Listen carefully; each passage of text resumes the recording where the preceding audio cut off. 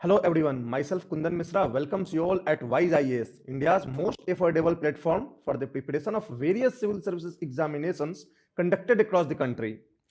Today we are going to start with the 34th lecture of the geography series और आज हमारा agricultural geography का second lecture है। First lecture में हमने एग्रीकल्चर के बारे में इंट्रोडक्शन देखा पहले, फिर हमने एग्रीकल्चर के डिटर्मिनेंट्स को देखा कि कौन कौन सी चीजें डिटरमाइन करती हैं the status of agriculture in our country. तो वहां हमने देखा था कि तीन तरह के डिटर्मिनेंट्स थे। एक थे फिजिकल डिटर्मिनेंट्स, जिसमें कि हमने क्लाइमेट, टोपोग्राफी, सॉइल, हाइड्रोलॉजी, इन सब के बारे में बातें करी थी। सेकेंड डिटर्मिनेंट थे इंस्टीट्यूशनल डिटर्मिनेंट्स, जिसके बारे में कि हमने land reforms, land governance, land acquisition, land use planning, ये सारी चीजें हमने डिस्कस करी थी। आज जो है हम थर्ड डिटर्मिनेंट के बारे में बात करेंगे, जो इंफ्रास्ट्रक्चरल डिटर्मिनेंट्स हैं, यानी कौन कौन से इंफ्रास्ट्रक्चरल एस्पेक्ट्स जो हैं वो डिटरमाइन करते हैं इंडिया में एग्रीकल्चर के स्टेटस को। यानी कि एग्रीकल्चर जो है कैसा है, किस रीजन्स में एग्रीकल्चर डेवलप्ड है, किस रीजन्स में अंडर डेवलपिंग है, तो ये सारी चीजें जो है हम बात करेंगे आज। तो आज जो बेसिक हमें मेन टॉपिक्स देखने हैं वो तीन टॉपिक्स को डिस्कस करने हैं। एक तो कि इरिगेशन, सीड्स एंड फर्टिलाइजर्स। जब हम इंफ्रास्ट्रक्चरल डिटर्मिनेंट्स की बात करते हैं तो मेजर जो इंफ्रास्ट्रक्चरल डिटर्मिनेंट्स हैं वो इरिगेशन है, सीड्स है, फर्टिलाइजर्स है, इसके अलावा मार्केटिंग है, स्टोरेज है, ट्रांसपोर्टेशन ऑफ एग्रीकल्चरल गुड्स है, ये सारी चीजें जो है, फिनांस है, इंश्योरेंस है, all this things come under the infrastructural determinants of agriculture in our country. लेकिन हम बेसिकली बात इरिगेशन, सीड्स और फर्टिलाइजर्स की करेंगे। मार्केट, फिनेंस, इंश्योरेंस, ये सारी चीजें जो है इकोनॉमी की पार्ट हो जाती हैं। तो जब हमें ज्योग्राफी के एस्पेक्ट में बात करना है, ज्योग्राफिकल एस्पेक्ट ऑफ एग्रीकल्चर की बात करनी है, तो ये तीन जो टॉपिक्स हैं ये हमारे लिए मोस्ट इंपॉर्टेंट हो जाते हैं। तो चलिए वन बाय वन हम डिस्कस करेंगे इन सब चीजों को। हम देख लेते हैं क्या क्या कंपोनेंट्स जो हमें डिस्कस करने हैं इस टॉपिक के अंदर। इरिगेशन जो है, इसके अंदर हमें देखना है कि कितने तरह के इरिगेशन होते हैं, कौन कौन से सोर्स ऑफ इरिगेशन हैं, what all are the forms of irrigation, और उनका डिस्ट्रीब्यूशन भी देखना है कि कैसे वो डिस्ट्रीब्यूटेड हैं। तो ये सारी चीजें हम types and distributions of irrigation में देखेंगे। फिर हम बात करेंगे सीड्स की, यानी टाइप्स ऑफ सीड्स, उनके क्या इश्यूज हैं, क्या चैलेंजेस हैं, क्या बेनिफिट्स हैं, क्या मेरिट्स एंड डिमेरिट्स हैं, ये सारी चीजें हमें देखनी है। किस तरह से जो अवेलेबिलिटी और अफोर्डेबिलिटी ऑफ द सीड्स है वो हमारी कंट्री में एग्रीकल्चर को डिटरमाइन करती है। फिर हम देखेंगे फर्टिलाइजर को, कौन कौन से टाइप्स ऑफ फर्टिलाइजर हम यूज करते हैं अपने सॉइल की फर्टिलिटी को बढ़ाने के लिए, क्या है स्टेटस उनकी अवेलेबिलिटी की, उनके कंजम्पशन की, उनके यूज की, उनके डाइवर्जन की, कौन कौन से इश्यूज एंड चैलेंजेस है, and what we are doing to control और टू मेक थिंग्स बेटर। तो all these things we have to cover under the infrastructural aspect of और डिटर्मिनेंट्स ऑफ इंडियन एग्रीकल्चर। अब हम बात करते हैं कि इरिगेशन के बारे में, कि सबसे फर्स्ट थिंग हमें इरिगेशन के बारे में यह समझनी होगी कि आखिर क्यों हमें इरिगेशन चाहिए। Why we need irrigation? Why irrigation is one of the most important determinant और aspect of agriculture in our country? तो कुछ हमें एस्पेक्ट्स यहां देखने होंगे कि क्यों हमें इरिगेशन इतना हमारे लिए इंपॉर्टेंट है हमारे एग्रीकल्चर में। सबसे पहला आपको मिलेगा कि सीजनल नेचर ऑफ मॉनसून सबसे बड़ा कारण है। जो मेन क्लाइमेट जो है हमारे कंट्री का, जिसे हम मॉनसून बोलते हैं, ये एक सीजनल नेचर का क्लाइमेट है। यानी कि जो रेनफॉल हमें मिलती है, उस पूरे साल के रेनफॉल का जो 75% भाग है, 75% of the amount of total precipitation in our country is concentrated in a very short season of 3 to 4 months only. यानी कि जून से लेके और सितंबर तक, जून, जुलाई, अगस्त और सितंबर, इस 4 महीने में पूरे साल का 75% रेनफॉल होता है। यानी बचे जो 8 महीने हैं वो मोस्टली ड्राई होते हैं, except a few regions like in the Tamil Nadu coast where there is a winter rainfall and some amount of rainfall in the northern and northwestern regions because of western disturbances. Apart from these two aspects, all the entire country goes dry for the 8 months of the year. तो उस 8 महीने में crops को उगाने के लिए हमें पानी की जरूरत है, तो उसके लिए हम इरिगेशन चाहिए हमें। फिर हम देखेंगे स्पेशियो टेम्पोरल वेरिएशंस ऑफ रेनफॉल। अगर हम उस 4 महीने की भी बात करें जहां हमें एक्सेस रेनफॉल मिलती है, वहां भी जो स्पेशियल और टेम्पोरल वेरिएशन है वो बहुत हाई है। यानी एक रीजन में कहीं पे 1300 सेंटीमीटर रेनफॉल होता है और कहीं और रीजन में हमारे ही कंट्री में मात्र 10 सेंटीमीटर ऑफ रेनफॉल होता है। तो you can imagine the range of variation of rainfall in our country according along the locations. अगर हम टेम्पोरल बात करें, टाइम की बात करें, तो टेम्पोरल वेरिएशंस भी काफी है। ऐसे तो टेम्पोरल वेरिएशंस हमने ये देख ही लिया कि 3-4 मंथ्स में 75% ऑफ द रेनफॉल होती है। इसके अलावे कई सारे टेम्पोरल वेरिएशंस होते हैं। किसी जगह पे जो है पर्टिकुलर मंथ में बारिश होती है, किसी जगह पे आप तमिलनाडु के कोस्ट पे देख लो तो आप समर में नहीं विंटर में रेनफॉल होगी। नॉर्दर्न इंडियन प्लेन्स में, नॉर्दर्न रीजन्स में समर में रेनफॉल होगी। आप वेस्टर्न घाट्स पे देख लो तो कंप्लीटली समर रेनफॉल है, विंटर ड्राई है।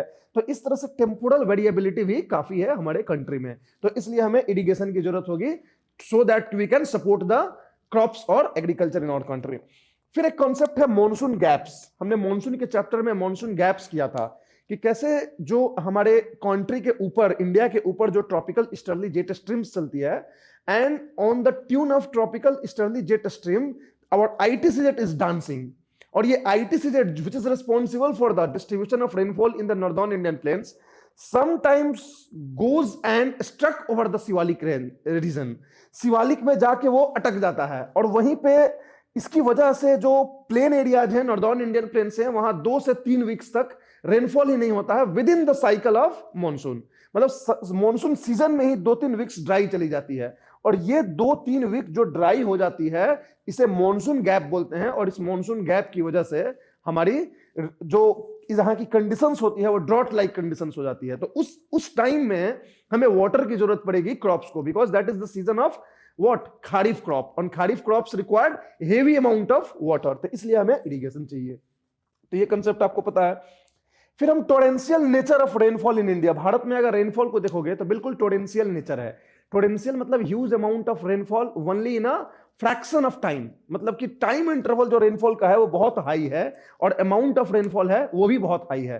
टाइम इंटरवल बहुत शॉर्ट है and amount of rainfall heavy है। इसकी वजह से हमारी सॉइल जो है, ये जो रेनफॉल होता है इसकी कंस्ट्रक्टिव रोल ना होकर डिस्ट्रक्टिव रोल प्ले करने लगता है। यानी कि it starts eroding the soil rather than providing water to the soil. तो इसलिए इस नेचर की वजह से भी हमें इरिगेशन चाहिए सॉइल को सपोर्ट करने के लिए। तो ये तो बेसिकली 4 जो है वो हमारे मतलब क्लाइमेटिक फैक्टर हो गए जिसकी वजह से हमें इरिगेशन चाहिए। अब हम बात करते हैं एंथ्रोपोजेनिक फैक्टर्स की, ह्यूमन फैक्टर्स की। तो सबसे पहले है कि dominance of water intensive crops in India. अगर इंडिया की आप क्रॉपिंग को देखें तो most of the crops are water intensive. Major crops are water intensive. जैसे राइस को देख लीजिए, rice is what, very water intensive crops. Sugar cane को देख लीजिए, sugar cane is a water intensive crops. तो इसलिए इन क्रॉप्स को ग्रो करने के लिए हमेशा अवेलेबिलिटी ऑफ वाटर चाहिए और इसके लिए हमें इरिगेशन की जरूरत पड़ेगी। फिर हम बात करते हैं ग्रीन रिवॉल्यूशन की। ग्रीन रिवॉल्यूशन जो 1970s में इंडिया में स्टार्ट हुआ, इससे हम लोगों ने high yielding variety of seeds को यूज करना स्टार्ट किया, HYV seeds. And one of the nature of this HYV seeds is it requires huge amount of water. तो ये HYV सीड्स को सक्सेस बनाने के लिए, इसके थ्रू प्रोडक्टिविटी को बढ़ाने के लिए हमें ह्यूज अमाउंट ऑफ वाटर की भी जरूरत पड़ेगी। तो इसलिए इरिगेशन हमें नेसेसरी है। फिर फूड सिक्योरिटी को इंश्योर करने के लिए, India is having the second largest population, तो the food security is the utmost importance things for us. तो फूड सिक्योरिटी को बनाए रखने के लिए हमेशा हमें अपने एग्रीकल्चर को रोबस्ट और डेवलप्ड बनाए रखना पड़ेगा, सो दैट कि जो फार्म प्रोडक्टिविटी है वो सपोर्ट कर सके हमारे लार्ज बल्क ऑफ पॉपुलेशंस को, राइट। फिर हम बात करते हैं इंक्लूसिव ग्रोथ। देखो अब ये सारे जो पॉइंट्स हैं, inclusive growth, balanced regional growth, ये सारी चीजें जो हैं वो एक मल्टी डायमेंशनल पॉइंट हो गई कि हम इसको कैसे इरिगेशन से कनेक्ट कर रहे हैं। How irrigation is ensuring the inclusive growth in our country. यहां इंक्लूसिव ग्रोथ की बात क्यों कर रहे हैं, क्योंकि अगर आप एग्रीकल्चर को देखो तो there is a involvement of women labour in agriculture on a large scale. There is concept called feminization of agriculture nowadays because of migration of male from the villages to the towns and cities. In the farm, in the agricultural lands, there is the women who are working actually. तो अगर agriculture का हम status को ठीक करते हैं through irrigation, तो actually जो विमेन होंगी हमारी, उनके पास सोर्स ऑफ इनकम बढ़ेगा उनका। तो इसकी वजह से उनका इंपावरमेंट होगा। या तो विमेन को ले लिए, दूसरी बात देखोगे तो हमारी जो पुअर सोसाइटी है, जो हमारी पुअर पॉपुलेशन है वो पर्टिकुलरली एग्रीकल्चर में इन्वॉल्व है। तो एग्रीकल्चरल डेवलपमेंट का मतलब कि उनका डेवलपमेंट यानी कि इंक्लूसिव ग्रोथ। तो इसलिए एक तरह से इरिगेशन फैसिलिटीज जो है इंक्लूसिव ग्रोथ को भी इंश्योर करती है अगर हमारे इरिगेशन इंफ्रास्ट्रक्चर रोबस्ट हैं तो। फिर बात करते हैं to support the food processing industries in our country. ऐसा कहते हैं कि हमारे कंट्री में फूड प्रोसेसिंग इंडस्ट्री जो है एक सनराइज इंडस्ट्री है। सनराइज इंडस्ट्री यानी we have a great scope of development in the food sector, food processing sector. तो इसीलिए फूड प्रोसेसिंग इंडस्ट्रीज के ग्रोथ के लिए ये एक एम्प्लॉयमेंट इंटेंसिव इंडस्ट्रीज है। हमारे बल्क ऑफ पॉपुलेशन को, खासकर यंग पॉपुलेशन को एम्प्लॉयड करने के लिए फूड प्रोसेसिंग इंडस्ट्रीज का डेवलप होना जरूरी है। तो इसके लिए हमें चाहिए कि हमारा एग्रीकल्चरल सेक्टर जो है, जो खासकर जो एक बैकवर्ड लिंकेज का काम करता है, रॉ मटेरियल्स प्रोवाइड करने का काम करता है, तो वो भी एक रोबस्ट होना चाहिए। और इससे वो कैसे होगा? तो इरिगेशन से होगा। तो there also we need irrigation. फिर हम बात करते हैं to ensure balanced regional growth. Balanced regional growth यानी कि अगर हम अपने एग्रीकल्चरल पैटर्न्स को देखें तो जो हमारे पुअर रीजन्स हैं जैसे बिहार, यूपी, राजस्थान, जो बीमारू स्टेट्स हैं, they are actually agro rural economies. तो वो एग्रो रूरल इकोनॉमीज हैं, अगर उनके यहां एग्रीकल्चर डेवलप होती है, इरिगेशन के थ्रू अगर एग्रीकल्चर के स्टेटस को हम ठीक करते हैं, फार्म इनकम्स को इंक्रीज करते हैं, तो there is a regional balancing of the growth in our country, right. तो ये सारी चीजें जो है इन एस्पेक्ट्स के वजह से हमें इरिगेशन की जरूरत है। We actually need irrigation. और हमने जितने पॉइंट्स देखे हैं तो इन पॉइंट्स को आप दो भागों में बांट सकते हो। One is the natural factors that causing the requirement of irrigation, and another is this socio-economic factors। तो नेचुरल और सोशियो इकोनॉमिक के बीच में आप इसको बांट के इसको आप डील कर सकते हो। तो that is the need of irrigation in our country, right. फिर हम बात करते हैं आपको geographical factors favouring the infrastructure, irrigation infrastructure in our country. क्या क्या ज्योग्राफिकल फैक्टर्स हैं जो कि इरिगेशन को प्रमोट करती हैं हमारे यहां? सबसे पहले कि हमारे यहां न्यूमरस पेरेनियल रिवर्स हैं। हमारे जो हिमालयन रीजन्स में आप देखोगे, नॉर्दर्न इंडियन प्लेन्स में देखोगे, तो most of the rivers, almost all the rivers are perennial in nature. Perennial means they are flowing all across the year. और जो हमारे पेनिनसुलर रीजन्स में जाओगे तो साउथ इंडिया में तो सीजनल रिवर्स हैं। तो the numerous rivers are what are providing the source of irrigation, particularly the canal irrigation। तो इसलिए ये एक फेवरेबल फैक्टर है इरिगेशन के लिए हमारे कंट्री में। फिर आप देखोगे तो slopy physiography from Himalayas to northern plains. आप अगर हमारे फिजियोग्राफी को देख रहे हो तो हिमालयन माउंटेन से नॉर्दर्न प्लेन्स में एक स्लोपी फिजियोग्राफी है, and this slope is what is helping the transportation of water through canals. तो ट्रांसपोर्ट करने के लिए हमें अलग से मैकेनिज्म्स लाने की जरूरत नहीं है। ज्यादातर हम इस स्लोप को, फिजियोग्राफी में इस स्लोप को यूज कर सकते हैं to transport water from one area to another area for irrigation. तो ये भी एक फेवरेबल कंडीशंस है। फिर deep soft soil of the northern plains. अगर नॉर्दर्न प्लेन्स में देखोगे तो डीप सॉफ्ट सॉइल्स हैं। और what is the significance of this deep soft soils? They are allowing the digging up of canals and wells and tubewells. तो आप देखोगे कि वेल्स, ट्यूबवेल्स, कैनाल्स जो मेजर सोर्स ऑफ इरिगेशन है हमारे country में, वो इसलिए है क्योंकि हमारे पास डीप सॉफ्ट सॉइल्स हैं जहां की हम इजिली डग कर पाते हैं कैनाल्स को। अगर यहीं पे पूरी तरह से हार्ड रॉकी सरफेस होता, अनड्यूलेटिंग सरफेस होगा, तो we could not have succeeded in creating a dense network of irrigation, particularly the canal irrigation in these regions, right. फिर हमारे पास large reserves of ground water है। नॉर्दर्न इंडियन प्लेन्स में आप चले जाओ तो एक large reserves of ground water है जो सपोर्ट करता है wells and tubewells irrigation system को। तो इसलिए ये भी एक हमारा ज्योग्राफिकल फैक्टर है जो फेवर करता है। फिर आप देखोगे तो impermeability of peninsular regions facilitate the construction of tanks. अगर आप टैंक इरिगेशन को देखोगे तो मैक्सिमम आपको पेनिनसुलर रीजन्स में मिलेगा, क्योंकि वहां के जो रॉक्स हैं वो इम्परमिएबल हैं, राइट। यानी जो भी पानी वहां कलेक्ट होगा वो पानी वहीं पे रहेगा, तो उसको आप यूटिलाइज कर सकते हो इरिगेशन के लिए। तो these are some of the major geographical factors that favours the irrigation infrastructure in our country. तो ये आपका एक एस्पेक्ट हो गया इरिगेशन के अंदर। अब हम एक्चुअली बात करते हैं कि आखिर जो है कौन कौन से फॉर्म्स ऑफ इरिगेशन सिस्टम हमारे यहां है। What are the forms of irrigation system in our country? ये basically forms of irrigation system जो है पेपर 3 में एग्रीकल्चर वाले में आपको सीधा सीधा ये टॉपिक दिया है। तो there can be a question asked any time related to the forms of irrigation, right. अब फॉर्म्स ऑफ इरिगेशन जब भी पूछा जाएगा तो जो मेजर फॉर्म्स ऑफ इरिगेशन होता है वो होता है मैक्रो इरिगेशन सिस्टम और micro irrigation system. Macro and micro, इसको मैक्रो और माइक्रो इसलिए बोलते हैं क्योंकि मैक्रो इरिगेशन सिस्टम में लार्ज एरिया कवर्ड होता है, पहली चीज। दूसरी चीज, ह्यूज अमाउंट ऑफ वाटर की जरूरत होती है। तो huge amount of requirement of water and large area covered under the irrigation system, that's why this is called macro irrigation system. Micro irrigation system जो है वो फार्म लेवल्स पे होता है। ये एक बार में एक इरिगेशन सिस्टम ह्यूज एरिया को कवर नहीं करता है, और जो रिक्वायरमेंट ऑफ वाटर होती है यहाँ पे वो बहुत काफी कम होती है in comparison to the macro. इसलिए हम दो भागों में मैक्रो और माइक्रो में इनको बांट सकते हैं।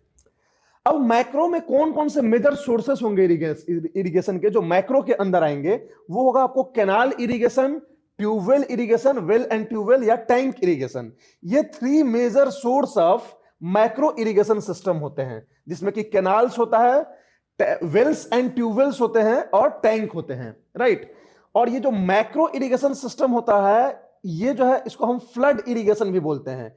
यानी हम क्या करते हैं यहां पे कि वाटर को जो है सीधा हम छोड़ देते हैं किसमें, फार्म में, राइट, फ्लड इरिगेशन।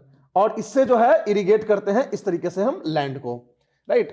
तो ये हो गया हमारा फ्लड इरिगेशन। और क्या क्या सोर्सेस हो जाएंगे, तो कैनाल हो जाएंगे, वेल्स एंड ट्यूबवेल्स हो जाएंगे और टैंक हो जाएंगे। और जो मेथड्स इसमें हम अप्लाई करते हैं इस मैक्रो इरिगेशन सिस्टम में, वो मेजरली 2 मेथड्स होता है। एक जो मेथड होता है वो होता है basin irrigation, right, basin irrigation. और दूसरा होता है आपको furrow irrigation. These are the 2 methods used in the macro form of irrigation system, furrow irrigation. अब बेसिन इरिगेशन और फरो इरिगेशन में क्या फर्क होता है, तो ये देखिएगा। Suppose this is a farm land. हम अगर चारों बगल से इस फार्म लैंड को बंडिंग कर दें, यानी एक घेरा बना दें, और घेरा बनाने के बाद इसमें हम पानी उड़ेल दें और इसको फ्लड कर दें वाटर से पूरा, राइट, पूरे फार्म को, तो this is called basin irrigation. हमने क्या किया, एक तरह का बेसिन बना दिया, वाटर बेसिन यहां बना दिया, तो ये बेसिन इरिगेशन कहलाएगा। और इस तरह से ये पर्टिकुलरली उन क्रॉप्स के लिए किए जाते हैं जिन क्रॉप्स की रिक्वायरमेंट ही होती है वाटर लॉगिंग, मतलब ह्यूज अमाउंट ऑफ वाटर उनको चाहिए, जैसे कि राइस के लिए हम इस इरिगेशन का इस्तेमाल करते हैं, जिसमें हम बेसिन इरिगेशन बोलते हैं। दूसरा होता है फरो इरिगेशन। फरो इरिगेशन में हम पूरे फार्म को वाटर लॉगिंग कंडीशंस नहीं क्रिएट करते हैं। वहां पे क्या करते हैं कि ये हमारा अगर फार्म है तो इसको हम बीच में फॉरोज बना देते हैं, ये फॉरोज बना देते हैं, मतलब कि जो हम इस पे फसल उगाते हैं वो यहां उगाते हैं, मतलब आपको रोज में यहां फसल डाल देते हैं और इनके बीच में एक गड्ढा लीनियर इलोंगेटेड बना देते हैं और इसमें हम पानी छोड़ देते हैं, इसमें पानी छोड़ देते हैं। तो this is called furrow irrigation. ये एक दूसरी टेक्निक होती है माइक्रो इरिगेशन सिस्टम के अंदर। तो basin irrigation and furrow irrigation are basically 2 methods that are used under the macro form of irrigation system. Macro form में इसको हम यूज करते हैं, फॉरो को और बेसिन को। क्लियर रहेगा? इसमें हम पूरी तरह से फ्लड नहीं करते हैं, और यहां जनरली हम उन क्रॉप्स के लिए करते हैं which are not suitable, for whom water logging condition is not suitable, or they cannot tolerate the water logging conditions, और लेकिन उनको पानी भी ज्यादा चाहिए, तो ऐसे कंडीशंस में हम इनको फरो के फॉर्म में वाटर देते हैं। फिर हमारा होता है micro irrigation system. Micro irrigation system में हम जो बेसिक टेक्निक्स यूज करते हैं मेजरली, वो होता है drip irrigation, sprinkler irrigation etcetera. तो ये सब जो है बेसिक टेक्निक्स होते हैं माइक्रो इरिगेशन सिस्टम में। ये एक मॉडर्न टेक्निक है, इको फ्रेंडली है, प्रोग्रेसिव टेक्निक है, और ये हम धीरे धीरे अभी आजकल यूज कर रहे हैं माइक्रो इरिगेशन सिस्टम को, लेकिन ये थोड़ा सा एक्सपेंसिव है, अभी हम बात करेंगे डिटेल में। तो ये माइक्रो इरिगेशन सिस्टम हो गया। Macro and micro, there are 2 forms of irrigation. अब पहले हम मैक्रो फॉर्म ऑफ इरिगेशन को बात करते हैं, सारे सोर्सेस के बारे में बात करते हैं, इनके डिस्ट्रीब्यूशन की बात करते हैं, इनके मेरिट्स और डिमेरिट्स की बात करते हैं, फिर हम आएंगे माइक्रो इरिगेशन सिस्टम में, राइट। तो चलो, माइक्रो इरिगेशन सिस्टम में सबसे पहला जो हम बात करेंगे वो कैनाल इरिगेशन की बात करेंगे। Canal irrigation, this is an important source of macro system of irrigation, right. Canal irrigation, see canals क्या होता है बेसिकली? कैनाल्स जो होता है, एक रिवर से एक आर्टिफिशियल चैनल्स बनाए जाते हैं, to transport the water into the farms. खेतों में पानी पहुंचाने के लिए रिवर से हम कनेक्ट करते हैं आर्टिफिशियल चैनल्स को, और रिवर के वाटर को इस चैनल्स में सप्लाई करते हैं, जिसके थ्रू वो दूर तक, इस रिवर से काफी दूर एरिया तक पानी हमको पहुंचाई जाती है। और ये जो कैनाल्स होते हैं, इस कैनाल से ऐसे काफी सारे छोटे छोटे छोटे छोटे चैनल्स बनाए जाते हैं जो फार्म्स तक पहुंचती है, दूर दूर के फार्म्स तक पहुंचती है। तो ये जो छोटे चैनल्स जो कनेक्ट करते हैं केनाल को डिस्टेंट लोकेटिंग फार्म से, इनको हम पूरे को बोलते हैं कमांड एरिया। कमांड एरिया यानी कि the distribution of canal water, ये जो सिस्टम ऑफ डिस्ट्रीब्यूशन होता है। अब ये जो है इंडिविजुअल फार्म से गुजरेगा और दोनों साइड पानी देता जाएगा, पानी देते जाएगा, सारे फार्म्स में पानी सप्लाई करते जाएगा। तो दिस इज द प्रोसेस और मेथड ऑफ कैनाल इरिगेशन। एक कैनाल पहले बनाते हैं और उस कैनाल से हम उसके कमांड एरिया को डेवलप करते हैं। तो this is the network of transportation of river, transportation of water is what the command area. तो इसको कमांड एरिया हम बोलते हैं जनरली। ये पूरा एरिया जो है इससे आपका इरिगेटेड हो रहा है, right. This is the method of canal irrigation. अब ये कैनाल इरिगेशन कोई नई मेथड नहीं है, या फिर ऐसा नहीं है कि हमने इंडिया में अभी शुरू किया है। ये जो है एंशिएंट मेथड है। अगर आप एंशिएंट हिस्ट्री में देखोगे तो मौर्यन काल में बहुत सारा कैनाल नेटवर्क्स हुआ करते थे इरिगेशन के लिए। तो this is the very ancient technique और ancient source of irrigation, right. अब इस कैनाल इरिगेशन के बारे में अगर हम अभी की बात करें तो अभी ये कैनाल इरिगेशन जो है second most important irrigation source है। यानी कि अब ये जो है पहले फर्स्ट मोस्ट इंपॉर्टेंट सोर्स था इन टर्म्स ऑफ कवरेज, मतलब जितने भी एरिया हमारे इरिगेशन के अंदर कवर्ड हैं, इसका सबसे ज्यादा कैनाल इरिगेशन था 1960 तक, till 1960। Till 1960 the 40% of the total irrigated land in our country was through the canals. लेकिन 1960 के बाद वो धीरे धीरे धीरे धीरे ये घटने लगा और इसकी जगह कौन ओवरकम करने लगा, तो वेल्स एंड ट्यूबवेल्स इरिगेशन। यानी after 1960s wells and tubewells irrigation systems started growing, and this canal irrigation, its share in the total irrigated land started decreasing. और अभी प्रेजेंट में only 25% of the total irrigated area is done through canals, right?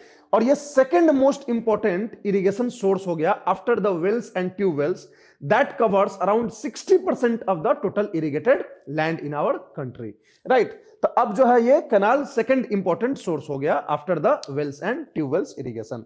तो ये हमारा canals हो गया। अब canal irrigation के लिए कुछ फेवरेबल कंडीशंस होने चाहिए। इरिगेशन सिस्टम, अगर इस इरिगेशन सिस्टम को आप अगर देखोगे हमारे कंट्री में, तो ऐसा नहीं है कि ये पूरे कंट्री में फैला हुआ है। कुछ कुछ पर्टिकुलर रीजन्स में ही कैनाल्स के आपको नेटवर्क्स मिलेंगे जहां की इरिगेशन कैनाल्स के थ्रू हो रहे हैं। आखिर ऐसा क्यों है? What is the reason for the very specific kind of distribution of the canal irrigation system? There must be certain specific criteria for the development और क्रिएशन ऑफ कैनाल्स। तो यस, देयर इज।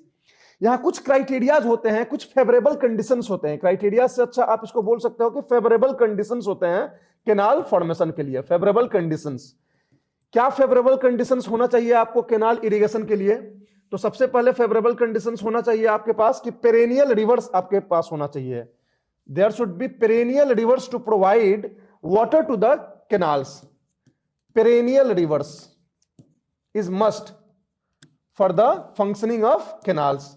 दूसरी चीजें क्या होनी चाहिए आपको? Soft lithology होना चाहिए, क्योंकि आप कैनाल जो है हार्ड रॉक्स पे कार्व आउट डग आउट नहीं कर सकते हो। बहुत हार्ड रॉक्स होगा तो आप जो है कैनाल्स उस पर नहीं बना सकते हैं। तो अगर बहुत ज्यादा हार्ड रॉक्स होगा तो you can not dug out a canal, so you require what? Soft lithology, जिसपे कि आप इजिली कार्व आउट करके कैनाल आप कंस्ट्रक्ट कर दो। तो ये दूसरा जरूरी होता है। तीसरा होना चाहिए कि sloppy physiography. Sloppy physiography, physiography अगर स्लोप हो तो कैनाल इजिली जो है आप कंस्ट्रक्ट कर सकते हो, क्योंकि जो स्लोप होगा वो नेचुरली हेल्प करेगा वाटर को ट्रांसपोर्ट करने में। अदरवाइज अगर सपोज मान लो हायर टेरेन्स पे हो और वहां पे कैनाल बनाना बहुत मुश्किल हो जाता है। तो ये बेसिकली फेवरेबल कंडीशंस होते हैं कैनाल के लिए कि पेरेनियल रिवर्स होना चाहिए, सॉफ्ट लिथोलॉजी होना चाहिए, स्लोपी फिजियोग्राफी होना चाहिए। This things are required for the formation और क्रिएशन ऑफ कैनाल नेटवर्क्स। तो ये हमारे बेसिक क्या होते हैं? रिक्वायरमेंट होते हैं कैनाल इरिगेशन के लिए। अब हम बात करते हैं कैनाल इरिगेशन के डिस्ट्रीब्यूशन को, कि कैनाल इरिगेशन जो है कहां कहां डिस्ट्रीब्यूटेड है और कैसे है, कहां पे कितना शेयर है पूरे इरिगेशन सिस्टम का, कौन से स्टेट में। ये सब बातें हम करेंगे और थोड़ा कुछ मेजर कैनाल्स के बारे में भी जानेंगे। तो सबसे इंपॉर्टेंट एरिया जो है, most the state having the largest expansion of this canal irrigation system is Uttar Pradesh, UP. UP जो है is account for the largest area of irrigation in our country under the canal irrigation system, right. UP में जो major canal, actually देखोगे canal irrigation system का अगर country wise इसकी distribution, तो आपको दिखेगा कि सतलज और गंगा प्लेन्स में मैक्सिमम कैनाल इरिगेशन मिलते हैं, क्योंकि जो फेवरेबल कंडीशंस हमने डिस्कस की है वो मोस्टली जो है इन्हीं रीजन्स में है, राइट। अगर आप पेनिनसुलर रीजन में जाओगे तो जनरली कैनाल्स जो है बहुत कम जगह मिलेगा, पर्टिकुलरली कहां मिलेगा, तो कोस्टल रीजन्स में मिलेगा जहां सॉफ्ट एलुवियल लिथोलॉजी होती है, सॉइल होता है, या फिर आपको डेल्टा रीजन में मिलेगा। मिड पेनिनसुलर रीजन्स में, डेक्कन ट्रैप में ये सब नहीं मिलेंगे कैनाल इरिगेशन। क्यों? क्योंकि वहां की हार्ड लिथोलॉजी है, वहां डग आउट करना कैनाल बहुत मुश्किल होता है। तो उत्तर प्रदेश में सबसे ज्यादा मिलता है। उत्तर प्रदेश के कुछ मेजर कैनाल्स की अगर हम बात करें तो आपको अपर गंगा कैनाल है, वहां पे लोअर गंगा कैनाल है, शारदा कैनाल है। तो ये सब उत्तर प्रदेश के मेजर कैनाल्स हैं। कौन कौन से? अपर गंगा, लोअर गंगा, शारदा कैनाल। तो because of this canals the farms of the Uttar Pradesh is getting the irrigation facility. फिर हम बात करते हैं उत्तर प्रदेश के बाद, तो फिर हम बात करेंगे पंजाब की। पंजाब जो है एक इंपॉर्टेंट एरिया है जहां कैनाल इरिगेशन सिस्टम्स काफी डेंसली ये हैं, फैले हुए हैं, डेंसली क्रिएटेड हैं। पंजाब में आप मेजर कैनाल्स यहां देखोगे तो आपको भाखड़ा कैनाल मिलेगा, सरहिंद कैनाल मिलेगा, अपर बाड़ी कैनाल मिलेगा, लाइक बाड़ी दोआब कैनाल, बाड़ी मतलब ब्यास और रवि से। तो ये सब मेजर कैनाल्स पंजाब में आपको मिलेंगे, ठीक है, क्योंकि पंजाब जो है 5 मेजर रिवर्स जो है पंजाब से गुजर रही हैं, ठीक। अब हम बात करते हैं आपको यूपी, पंजाब, देन हरियाणा। हरियाणा में you will get a lot of canals, right. Around 50% of the total area of irrigated area of the Haryana is covered through the canal irrigation system.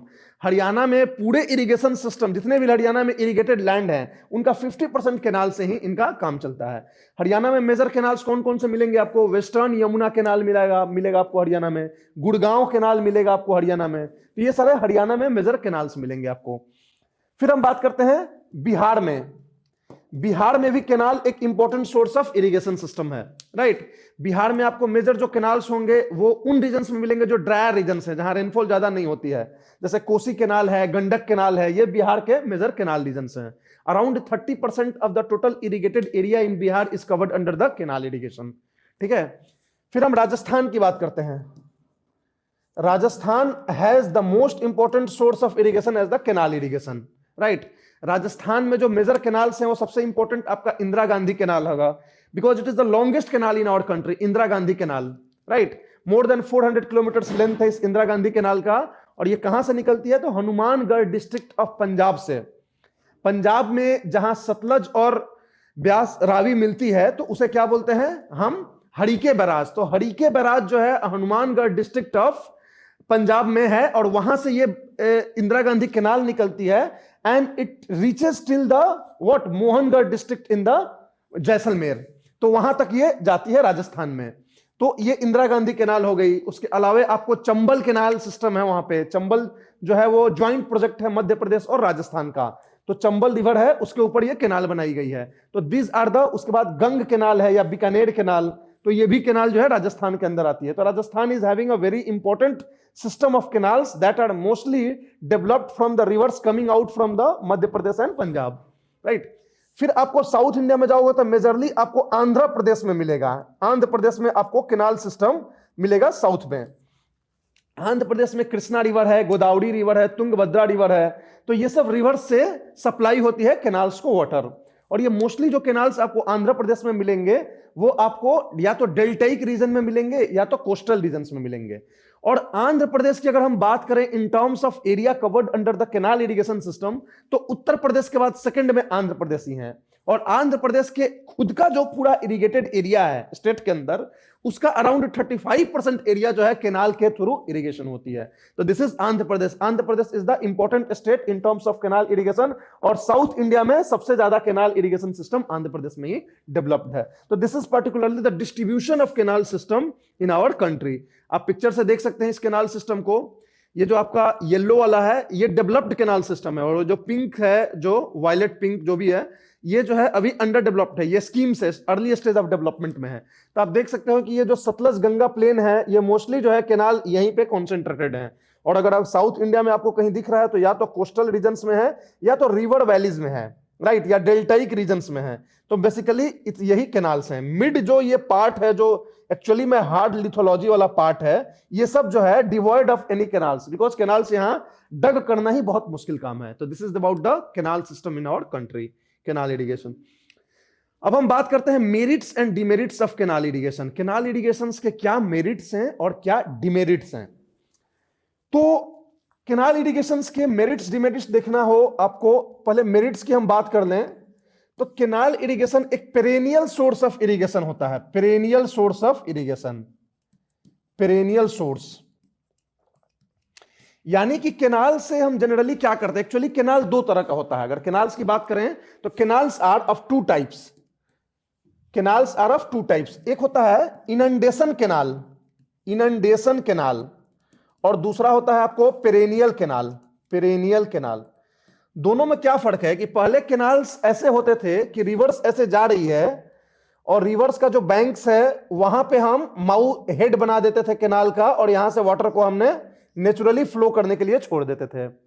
There was no any construction like uplifting the water and flowing through the slope, ऐसा कुछ नहीं था। ये simply जो है raw ऐसे हम डग कर देते थे केनाल को। तो इससे क्या होती थी कि रिवर जब यहां से अगर केनाल को आपने डग किया है और रिवर का लेवल अगर ये है तो ये केनाल ड्राई रहेगा, यहां पानी की सप्लाई नहीं होगी। इस केनाल में पानी की सप्लाई तब होगी जब इस रिवर का जो लेवल है वो रेनी सीजन में पूरा ऊपर हो जाएगा, तब जो है ये केनाल में पानी आएगा और रीजन्स को इरिगेशन मिलेगी। तो इस टाइप का जो इनंडेशन केनाल सिस्टम इसी को बोलते हैं कि it requires the inundation of the river to get the water into the canal. तो ये सिस्टम पहले होता था, बट अब धीरे धीरे हम पेरेनियल की तरफ शिफ्ट हो गए हैं। पेरेनियल केनाल्स में क्या होता है कि रिवर से हम पानी एक्सट्रैक्ट करके एक बराज बनाते हैं और उस बराज से फिर सप्लाई करते हैं केनाल्स में वाटर को। तो बराज हमने बनाया तो हमने वाटर को कलेक्ट कर लिया irrespective of the flow of river, कि रिवर कितना है, और उस बराज से हमने सप्लाई किया केनाल को। तो इस तरीके से अब हमें ये केनाल जो है पेरेनियल सोर्स हो चुका है, केवल रेनी सीजन में नहीं, ड्राई समर सीजन में भी हम केनाल का यूज कर सकते हैं। और दूसरी बात है कि जब भी हमें जरूरत पड़ेगी उस टाइम हम इसको यूज कर सकते हैं इरिगेशन के लिए केनाल को। तो ये फर्स्ट होता है। दूसरा इसका जो मेरिट्स होती है वो होता है कि इसका कवरेज, लार्ज एरिया को कवर करता है केनाल। तो large area is covered under canal, large area covered, large area covered under the canal irrigation system. तीसरा जो इसका बेनिफिट आपको केनाल इरिगेशन का होगा वो होता है चीप सोर्स ऑफ इरिगेशन होता है, चीप सोर्स ऑफ इरिगेशन। क्यों चीप सोर्स ऑफ इरिगेशन इसको बोलते हैं? क्योंकि मोस्ट ऑफ द केनाल्स हमारे कंट्री में किसी न किसी मल्टीपर्पज प्रोजेक्ट्स के पार्ट होते हैं। यानी कि ऑलरेडी कोई प्रोजेक्ट बना हुआ है इलेक्ट्रिसिटी जनरेशन के लिए, बराजेस बने हुए हैं, तो उसी से हमने केनाल भी शुरू कर दिया। तो जो वाटर अब मिलेंगे वो एक चीप सोर्स ऑफ इरिगेशन बन जाएगा, राइट। तो ये चीप सोर्स ऑफ इरिगेशन होता है। उसके बाद केनाल का मेरिट्स आप देखोगे तो केनाल्स जो है क्योंकि रिवर वाटर को लेके आ रही है, तो it also carry the sediments of river, ये रिवर के सेडिमेंट्स को भी कैरी कर रही है। और जो फार्म्स में वाटर जो सप्लाई हो रही है, तो along with water there is a sediments of river being applied to the soil and this increases the fertility of the soil। तो इससे फर्टिलिटी भी बढ़ रही है। उसके बाद ये ग्राउंड वाटर रिचार्ज भी करती है, इसी की वजह से हमें ग्राउंड वाटर रिचार्ज भी मिलता है केनाल्स की वजह से, राइट। तो ये भी एक मेरिट हो गया केनाल्स का कि ग्राउंड वाटर रिचार्ज भी होता है। तो this all things are the merits of the canal irrigation system, but there are certain demerits also, there are certain challenges also canal irrigation system का। सबसे पहला होता है कि इनिशियल कॉस्ट ऑफ डिमेरिट्स की बात कर रहे हैं अब हम लोग, राइट। मेरिट्स आप समझ गए। Initial cost of construction is high, initial cost is high, मतलब केनाल बनाने में शुरू में जो है हाई कॉस्ट लगता है, ठीक है। उसके बाद इसके डिमेरिट्स क्या होंगे? Water logging conditions around canal, water logging conditions, canal का पानी जो है वो सोक जमीन में चला जाता है, जिसकी वजह से वाटर लॉगिंग कंडीशंस हो जाते हैं केनाल के आसपास, राइट। ये क्या करता है कि ग्राउंड वाटर लेवल को कई बार बढ़ा देता है, ग्राउंड वाटर लेवल रेज्ड, और इसकी वजह से क्या होगा, जो नीचे का सॉल्टी वाटर है, सलाइन वाटर है, वो भी ऊपर आ जाता है और उसकी वजह से क्या करता है, ये पूरे सॉइल को सलिनाइज कर देता है। सलिनाइजेशन ऑफ सॉइल इसकी वजह से होता है, पार्टिकुलरली उन रीजन्स में जिन रीजन्स में ब्रैकिश ग्राउंड वाटर होता है, जैसे कि पंजाब हो गया, हरियाणा हो गया, यूपी का रीजन हो गया, राजस्थान का रीजन हो गया। यहां पे ground water most of the जगह पे सलाइन होता है, ब्रैकिश होता है। तो कैनाल्स जब गुजरते हैं तो उनकी वजह से क्या होता है कि अगल बगल के जो ग्राउंड वाटर होते हैं वो ऊपर आ जाते हैं, and along with the water the salt is also left behind. और आप देखोगे तो वहां के फार्म्स में व्हाइट कलर का सॉल्ट का क्रस्ट जम जाता है जब वो पानी सूखता है तो, और उसे हम रेह बोलते हैं, रेह। तो this is ground water level raised and because of that salinization of the soil. तो सॉइल को डिग्रेड भी करता है केनाल की वजह से, राइट। तो ये भी एक डिमेरिट हो जाती है केनाल की। और कभी कभी रेनी सीजन्स में फ्लडिंग भी क्रिएट कर देता है केनाल, क्योंकि रेनी सीजन में जब वाटर बहुत ज्यादा हाई होगा तो केनाल ओवरफ्लो करके अदर रीजन्स को फ्लडिंग भी कर सकता है। तो this is also a demerit of canal. ऊपर से आप देखोगे तो वाटर लॉगिंग कंडीशंस की वजह से बहुत सारे इंसेक्ट्स जो है कि ब्रीडिंग ग्राउंड बन जाता है, और जिसके थ्रू डेंगू और मलेरिया जैसी बीमारियां भी फैलती हैं because of the water logging conditions created by the canal irrigation system. तो this all things are what the demerits of the canal irrigation. तो कैनाल इरिगेशन सिस्टम का आप मेरिट देख लिया आपने, डिमेरिट भी देख लिया। अब हम बात करते हैं नेक्स्ट हमारा है wells and tubewells irrigation system. Canals को आपने देख लिया, अब wells and tubewells irrigation system क्या होता है। ये एक वेल्स है यहां पे और एक ट्यूबवेल्स है। वेल्स और ट्यूबवेल्स में थोड़ा फर्क होता है। वेल्स जो होता है बेसिकली हम ग्राउंड में एक होल क्रिएट कर देते हैं सिलिंड्रिकल शेप का, ये वेल्स होता है। जनरली ये वेल्स जो होता है जहां पे ग्राउंड वाटर लेवल ऊपर है तो 4 से 5 मीटर में ही हमें पानी मिल जाती है, और इस पानी को हम यूज करते हैं फार्म्स में, ठीक है। तो ये वेल हो गया।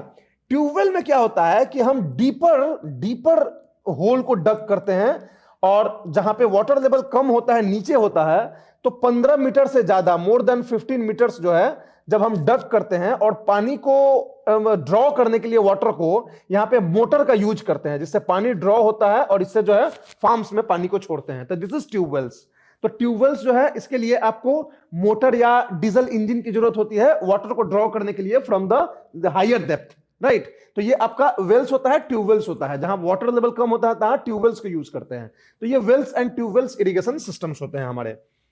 अब पिक्चर में देख सकते हो इस तरह से कुछ ट्यूबवेल्स लगे होते हैं। गांव में देखेंगे आप कि ये पानी होता है, पंपिंग सेट इसको बोलते हैं। ये पंपिंग सेट जो है मोटर लगी होती है या डीजल इंजन लगा होता है, जिससे ये पानी को नीचे से ड्रॉ करती है ऊपर, और उसको एक गड्ढा बना के, पुल बना के इसको छोड़ देती है, और इस पुल से जो है सप्लाई होता है वाटर को फार्म्स में, राइट। फोरोस बना के खासकर, या फ्लडिंग डायरेक्टली बेसिन बना के। तो this is what call, this is tubewell irrigation system, right. अब हम बात करते हैं इसकी वेल्स एंड ट्यूबवेल्स इरिगेशन में कि क्या क्या कंडीशंस होते हैं। ट्यूबवेल्स और वेल्स इरिगेशंस भी आप देखोगे तो इसके भी काफी मतलब रेस्ट्रिक्टेड लोकेशंस होता है, रेस्ट्रिक्टेड डिस्ट्रीब्यूशन होता है, क्योंकि इसके भी कुछ फेवरेबल कंडीशंस होते हैं। हर जगह ये वेल्स और ट्यूबवेल्स को आप नहीं बना सकते हो। तो क्या फेवरेबल कंडीशंस होता है इसका? सबसे पहला होता है ground water, adequate ground water. There should be adequate ground water in a region where wells and tubewells will be dug. तो एक एडिक्वेट ग्राउंड वाटर होना चाहिए। उसके बाद स्वीट वाटर होना चाहिए, ब्रैकिश नहीं होना चाहिए, स्वीट वाटर होना चाहिए। अगर ब्रैकिश वाटर होगा तो आप उसको ड्रॉ करके फॉर्म्स में दोगे तो सैलिनाइज करेगा सॉइल को, फर्टिलिटी को उसके रिड्यूस करेगा, और कुछ नहीं करेगा। तो स्वीट वाटर होना चाहिए rather than the brackish water, ये भी जरूरी है। तीसरा होता है कि सॉफ्ट लिथोलॉजी होना चाहिए, सॉफ्ट लिथोलॉजी होना चाहिए। बहुत हार्ड लिथोलॉजी होगा तो you cannot dug the wells and tubewells. इसीलिए आप देखते हो कि जो वो पेनिनसुलर रीजन्स होते हैं वहां मोस्टली वेल्स एंड ट्यूबवेल्स जो है वो एब्सेंट होते हैं। तो इसलिए adequate ground water, sweet water, soft lithology, ये कुछ बेसिक जो होते हैं वो रिक्वायरमेंट होते हैं वेल्स और ट्यूबवेल्स इरिगेशन के लिए, फेवरेबल कंडीशंस होते हैं, राइट। अब इनके डिस्ट्रीब्यूशन की हम बात करते हैं कि क्या क्या इसके डिस्ट्रीब्यूशंस होते हैं। तो जनरली जो वेल्स एंड ट्यूबवेल्स इरिगेशंस हैं वो आपको ज्यादातर मिलेंगे कहां पे? तो सतलज गंगा प्लेन में ही मिलेंगे, और खासकर जो है ये गंगा वाले रीजन्स में मिलेंगे। सतलज वाले रीजन्स में इसलिए ज्यादा नहीं मिलते हैं क्योंकि यहां पे जो ग्राउंड वाटर होती है वो ज्यादातर ब्रैकिश होती है। तो राजस्थान में, पंजाब, हरियाणा, वेस्टर्न यूपी में ज्यादातर ब्रैकिश वाटर की वजह से नहीं मिलते हैं, ठीक है। ये जो है आपको नॉर्दर्न इंडिया, ईस्टर्न इंडिया, इन सब रीजन्स में आपको काफी मिलेंगे। साउथ इंडिया में भी मिलते हैं लेकिन कुछ पर्टिकुलर रीजन्स में मिलते हैं ये। वो कहां मिलते हैं? तो सबसे पहले जो भी डेल्टा प्लेन्स हैं वहां आपको मिलेंगे, प्लस आपको जो है जो डेक्कन रीजन का जो वेदर्ड रीजन है, जहां पे वेदरिंग होने की वजह से काफी सेडिमेंट्री लेयर बन चुका है, तो उस रीजन्स में आपको जनरली मिलेंगे wells and tubewells irrigation system, right, जहां पे कि बहुत ज्यादा अब हार्ड लिथोलॉजी नहीं रह गया है। अब ये जो मेन जो ये सब हार्ड वाला रीजन है, यहां आपको नहीं मिलेगा, छोटा नागपुर प्लेट्यू रीजन में नहीं मिलेगा आपको वेल्स एंड ट्यूबवेल्स इरिगेशन, क्योंकि यहाँ पे ग्राउंड वाटर इनॉर्मस नहीं है, काफी नीचे ग्राउंड वाटर है। ठीक है, तो ये वेल्स एंड ट्यूबवेल्स का हो गया। वेल्स एंड ट्यूबवेल्स इरिगेशन में आप देखोगे तो सबसे ज्यादा यूपी है। UP is having the most extensive coverage of wells and tubewells irrigations. ये यूपी में आपको काफी वेल्स एंड ट्यूबवेल्स इरिगेशंस मिलता है। इसी तरह से बाकी जो रीजन्स हैं, बिहार, इनमें मिलेंगे आपको, मध्य प्रदेश यहां मिलेंगे। तो these are the regions of wells and tubewells irrigation, right. अब इसकी भी मेरिट्स एंड डिमेरिट्स होती है वेल्स एंड ट्यूबवेल्स इरिगेशन की। क्या होती है merits and demerits wells and tubewells irrigation की? सबसे पहले मेरिट्स की बात करते हैं। तो मेरिट्स की अगर हम बात करें इसके अंदर, तो सबसे इंपॉर्टेंट मेरिट होगा वेल्स एंड ट्यूबवेल्स इरिगेशन की कि आप इंडिपेंडेंट सोर्स ऑफ इरिगेशन, ये होता है इंडिपेंडेंट सोर्स ऑफ इरिगेशन, यानी कि आपका खुद का वेल्स और ट्यूबवेल्स है, तो आपको जब पानी चाहिए तो आप यूज कर लो, that is the independent source of irrigation. ये चीज केनाल के साथ एप्लीकेबल नहीं है, क्योंकि one canal is facilitating the facility irrigation for the so many farmers. तो एक फार्मर्स के का इंडिपेंडेंट नहीं चलता है, उसकी एक एजेंसी होती है, सरकारी एजेंसी होती है जो डिसाइड करती है कि कब केनाल से पानी भेजना है, कैसे भेजना है। लेकिन इसमें वेल्स एंड ट्यूबवेल्स इरिगेशंस में आप इंडिपेंडेंट होते हो अपने अकॉर्डिंग वाटर को यूज करने के लिए, राइट। दूसरी चीज होती है इसकी फायदा कि जो ग्राउंड वाटर होता है उसमें बहुत सारे केमिकल्स होते हैं, जैसे नाइट्रेट्स होता है, क्लोराइड्स होता है, सल्फाइड, नाइट्रेट, क्लोराइड, सल्फर, ये सब जो ग्राउंड वाटर में होते हैं, तो they are good for the soil. तो सॉइल की फर्टिलिटी को ये बढ़ाते हैं ये केमिकल्स। तो इसके थ्रू जो है एक तरह से न्यूट्रिएंट्स भी हम प्रोवाइड करते हैं सॉइल में, तो ये भी एक मेरिट है इसका, राइट। उसके बाद फिर हमारा एक ये चीप सोर्स होता है, बहुत ज्यादा एक्सपेंसिव नहीं होता है, चीप सोर्स होता है। यानी कि ट्यूबवेल तो चलो फिर भी ठीक है, वेल्स जो होते हैं वो बिल्कुल ही मतलब आपको एक गरीब आदमी के पास भी अपना कुआं होता है इसके करने के लिए, तो ये जो है चीप सोर्स ऑफ इरिगेशन होता है। तो this are the basically the merits of the wells and tubewells irrigation, ठीक है। अब हम इसकी डिमेरिट्स की बात करते हैं कि डिमेरिट्स इसके क्या क्या हैं। तो डिमेरिट्स में सबसे पहले आप देखोगे तो क्या डिमेरिट्स मिलेगा कि ये जो है एक बार में लार्ज एरिया को कैटर नहीं कर सकती है। 1 हेक्टेयर से 8 हेक्टेयर्स को लैंड को ही ये एक जो वेल्स और ट्यूबवेल्स है, ये 1 से 8 हेक्टेयर के लैंड को ही इरिगेशन प्रोवाइड करती है। तो स्मॉलर स्केल होता है इसका, स्मॉलर स्केल, राइट। अब दूसरी बात क्या होता है कि गर्मियों के दिन में ड्राई रीजन्स में जब वाटर लेवल नीचे चला जाता है तो ये वेल्स सूख जाते हैं और वेल्स एंड ट्यूबवेल्स इरिगेशन मतलब इनफेक्टिव हो जाते हैं in the actual summer season when irrigation is actually required. तो उस टाइम में क्या होता है, ये जो है वो इनफेक्टिव हो जाता है, तो इनफेक्टिव हो जाता है इन समर। फिर देखोगे तो इसके लिए जो है आपको जो है टाइमली इलेक्ट्रिसिटी की जरूरत पड़ेगी, timely availability of power, availability of power, timely availability of electricity और पावर। तो पावर कट अगर होगा, जरूरत पड़ेगी जब आपको इरिगेशन की, उस समय अगर पावर नहीं मिला तो फिर ये वेल्स एंड ट्यूबवेल्स का कोई फायदा नहीं रह जाएगा। तो ये timely availability of power and electricity ये सब हो जाएगा इसका डिमेरिट्स। उसके बाद आप इसके डिमेरिट्स को और क्या आप देख सकते हो, राइट। तो कि आपको जो है एक पर्टिकुलर जो है लिथोलॉजी होना चाहिए, सॉफ्ट लिथोलॉजी होगा, हार्ड लिथोलॉजी पर नहीं होगा, राइट। It can not be dug over the hard rocky surfaces, only soft lithology is required, only soft lithology is basically required. तो दिस आर द चैलेंजेस और this are the limitations of what wells and tubewells irrigations. तो इसीलिए Wales and tubewells irrigation जो है काफी restricted locations में आपको मिलते हैं। फिर हम बात करते हैं टैंक इरिगेशन। टैंक इरिगेशन क्या होता है? टैंक इरिगेशन जनरली आपको पेनिनसुलर रीजन्स में मिलेंगे। This tank irrigations you will not find mostly in the northern Indian plains. ये जो है ज्यादातर पेनिनसुलर रीजन्स में मिलेंगे, जहां की टैंक्स होते हैं, टैंक्स में पानी होते हैं और वहां से पानी सप्लाई करते हैं। ये ऐसा क्यों होता है? क्योंकि सदर्न रीजन्स में आप देखोगे तो जो रॉक्स होते हैं वो इम्परमिएबल होते हैं। तो इम्परमिएबल होते हैं तो whatever the water collected there it does not percolate in the ground. So since it does not percolate, they are remaining there, so that can be utilized for the irrigation in our farms. तो इसलिए tank irrigation वहां होता है। अब basically question ये पूछा जा सकता है कि why tank irrigation is mostly concentrated in the peninsular reason, क्यों ज्यादातर कंसंट्रेटेड होता है पेनिनसुलर रीजन में? तो उसके बहुत सारे कारण हैं। उसके सबसे बड़े कारण है कि peninsular regions are not fit for canal and tubewell irrigation, यानी कि why in peninsular India, peninsular India में ही ये क्यों होते हैं tank irrigation? There could be a question. तो सबसे पहला बोलोगे कि reason is not fit for other sources यानी केनाल एंड ट्यूबवेल सोर्सेस, उसके लिए ये रीजन फिट नहीं है ज्यादा, इसलिए टैंक इरिगेशन यहां पे जरूरी है। रिवर्स यहां पे सीजनल है, तो इनको अपने जो ड्राई सीजन के लिए जो इनको पानी चाहिए, इसके लिए इनको टैंक इरिगेशन की जरूरत है। रॉक्स आर इम्परमिएबल, रॉक्स जो होते हैं यहां पे वो इम्परमिएबल होते हैं, और इम्परमिएबिलिटी होने की वजह से जो टैंक्स यहां पे होते हैं वो काफी इफेक्टिव होते हैं, तो इसलिए वहां पे आपको टैंक्स की जरूरत होती है। उसके बाद आपको स्कैटर्ड पॉपुलेशन है, स्कैटर्ड पॉपुलेशन की वजह से वहां जो टैंक इरिगेशन सिस्टम होता है वो ज्यादा फायदे का होता है। क्यों? क्योंकि यहां देखोगे तो यहां सेटलमेंट एक यहां है, तो एक यहां है, तो यहां है, तो अगर इधर कहीं पे कोई भी सोर्स होगा तो that will not cater for this region, so every small settlement should have its own tank.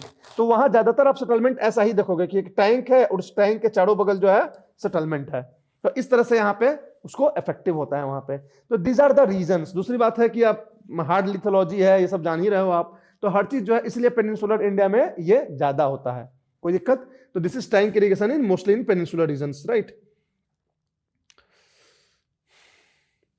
अब मेन जो रीजन्स टैंक इरिगेशन का यहां पे होता है वो मेजरली आपको तमिलनाडु और आंध्र प्रदेश में सबसे ज्यादा मिलेगा। Andhra Pradesh tops and then Tamil Nadu. तो मोस्टली जो है आंध्र प्रदेश रीजन्स में सबसे ज्यादा होता है, और उसके बाद जो है तमिलनाडु रीजन्स में होता है। फिर उसके बाद आप देखोगे तो आपको कर्नाटका प्लेट्यू पे भी मिलेगा ये टैंक इरिगेशन, और थोड़ा बहुत स्कैटर्ड जो है नॉर्दर्न इंडियन प्लेन्स में मिल जाएंगे। अदरवाइज नॉर्दर्न इंडियन प्लेन्स में ज्यादा नहीं होते हैं, पेनिनसुलर रीजन्स में ही ज्यादा होते हैं टैंक इरिगेशन। ठीक है, अब मेरिट्स एंड डिमेरिट्स देख लेते हैं टैंक इरिगेशन के, क्या मेरिट्स और डिमेरिट्स हैं इस सिस्टम ऑफ इरिगेशन के, राइट। तो मेरिट्स इसके क्या होंगे टैंक इरिगेशन के? सबसे पहला मेरिट होगा कि चीप सोर्स होता है, ये चीप सोर्स होता है, यानी कि कई सारे टैंक्स तो नेचुरल होते हैं, उसमें आपको बहुत ज्यादा जो है डग करने की जरूरत नहीं है, बस आप उसको बंडिंग करने की जरूरत है जिससे कि आपका एक अपना टैंक हो जाएगा। तो चीप सोर्स होता है, चीपेस्ट सोर्स ऑफ इरिगेशन आप इसे कह सकते हो टैंक इरिगेशन को, क्योंकि most of the tanks are natural. Because of what? Because of natural tanks. दूसरा इसका क्या बेनिफिट आप हो सकता है? ये ड्यूरेबल होता है, ड्यूरेबिलिटी होती है। अब चूंकि ये हार्ड रॉक्स के बने होते हैं तो दे आर नॉट लाइक कि आपको हमेशा कंस्ट्रक्शन कराना पड़ रहा है, उसको टूट गया उसको बनाना पड़ता है। ये जो है ड्यूरेबल सोर्स ऑफ इरिगेशन होते हैं। तीसरा होता है कि यू कैन फिशिंग एक्टिविटीज को भी सपोर्ट करते हैं, तो ये एक एडिशनल सोर्स ऑफ लाइवलीहुड और इनकम हो जाता है। किसी के पास अगर अपना टैंक है तो यहाँ पे इरिगेशन तो ये प्रोवाइड कर ही रहा है, साथ साथ इसमें मछली पालन भी ये शुरू कर सकता है, तो इससे जो है इसको एडिशनल सोर्स ऑफ इनकम भी आ जाएंगे फिशिंग एक्टिविटीज से। तो ये जो है मेजर मेरिट्स होते हैं टैंक इरिगेशन के। अब क्या क्या डिमेरिट्स होंगे टैंक इरिगेशन के? सबसे पहला डिमेरिट्स होता है टैंक इरिगेशन का कि टैंक्स जो है गर्मियों में सूख जाते हैं, ड्राइज अप इन समर।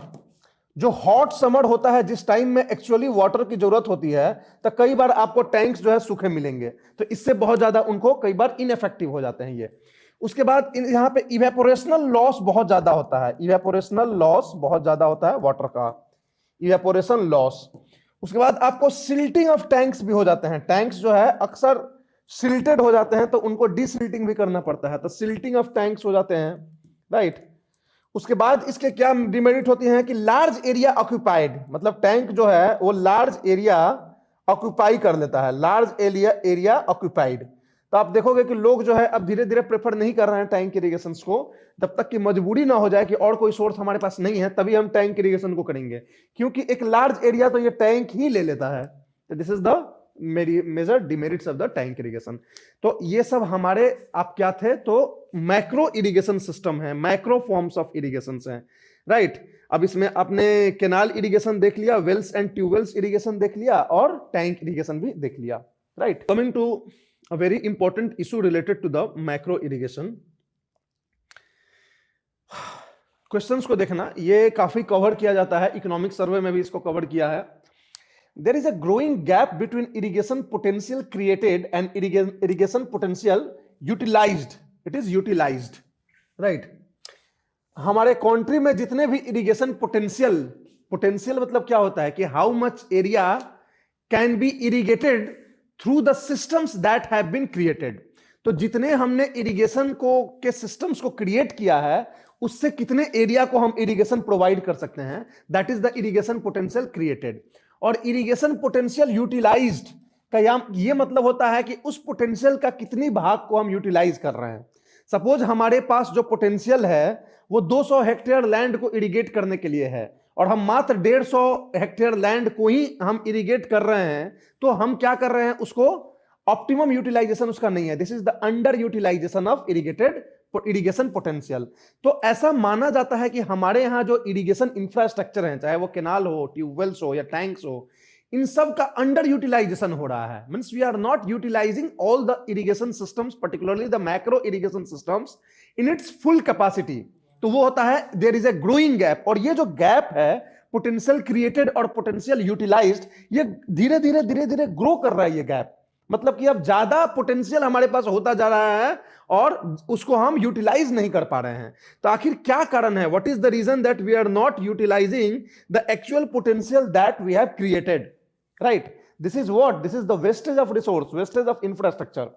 तो कुछ इसके रीजंस हैं, क्या क्या रीजंस हैं जिसकी वजह से हम नहीं कर रहे हैं। सबसे पहला है रीजंस है कि जो हमने बना रखे हैं उसको हम मेंटेन नहीं कर रहे हैं, यानी कि poor maintenance of irrigation sources. जो भी सोर्सेस हमारे पास हैं, जैसे कैनाल्स हैं, तो कैनाल्स धीरे धीरे सिल्टेशन होके खत्म हो रहे हैं and we are not maintaining those canals. तो ये poor maintenance of irrigation sources जो है एक मेजर कारण है। इसका सबसे बड़ा कारण होता है ना कि सबसे पहले हमने plan and non plan expenditure में करते रहे हैं अपने बजट को, अब तो इसे बंद कर दिया गया है। तो प्लान्ड और नॉन प्लान्ड जो एक्सपेंडिचर था वो क्या होता था कि जो प्लान्ड एक्सपेंडिचर था उसमें हम नई इंफ्रास्ट्रक्चर को क्रिएट करते थे, वो प्लान एक्सपेंडिचर में आता था। और जो नॉन प्लान्ड एक्सपेंडिचर था उसमें मेंटेनेंस आता था। तो कोई भी अगर इंफ्रास्ट्रक्चर वो क्रिएट किया गया नया तो वो प्लान्ड में होता था, और जो है पहले का है लेकिन उसी को अब मेंटेन करना है तो वो नॉन प्लान्ड में आ जाता था। And there was always a preference towards the planned expenditure rather than non planned expenditure.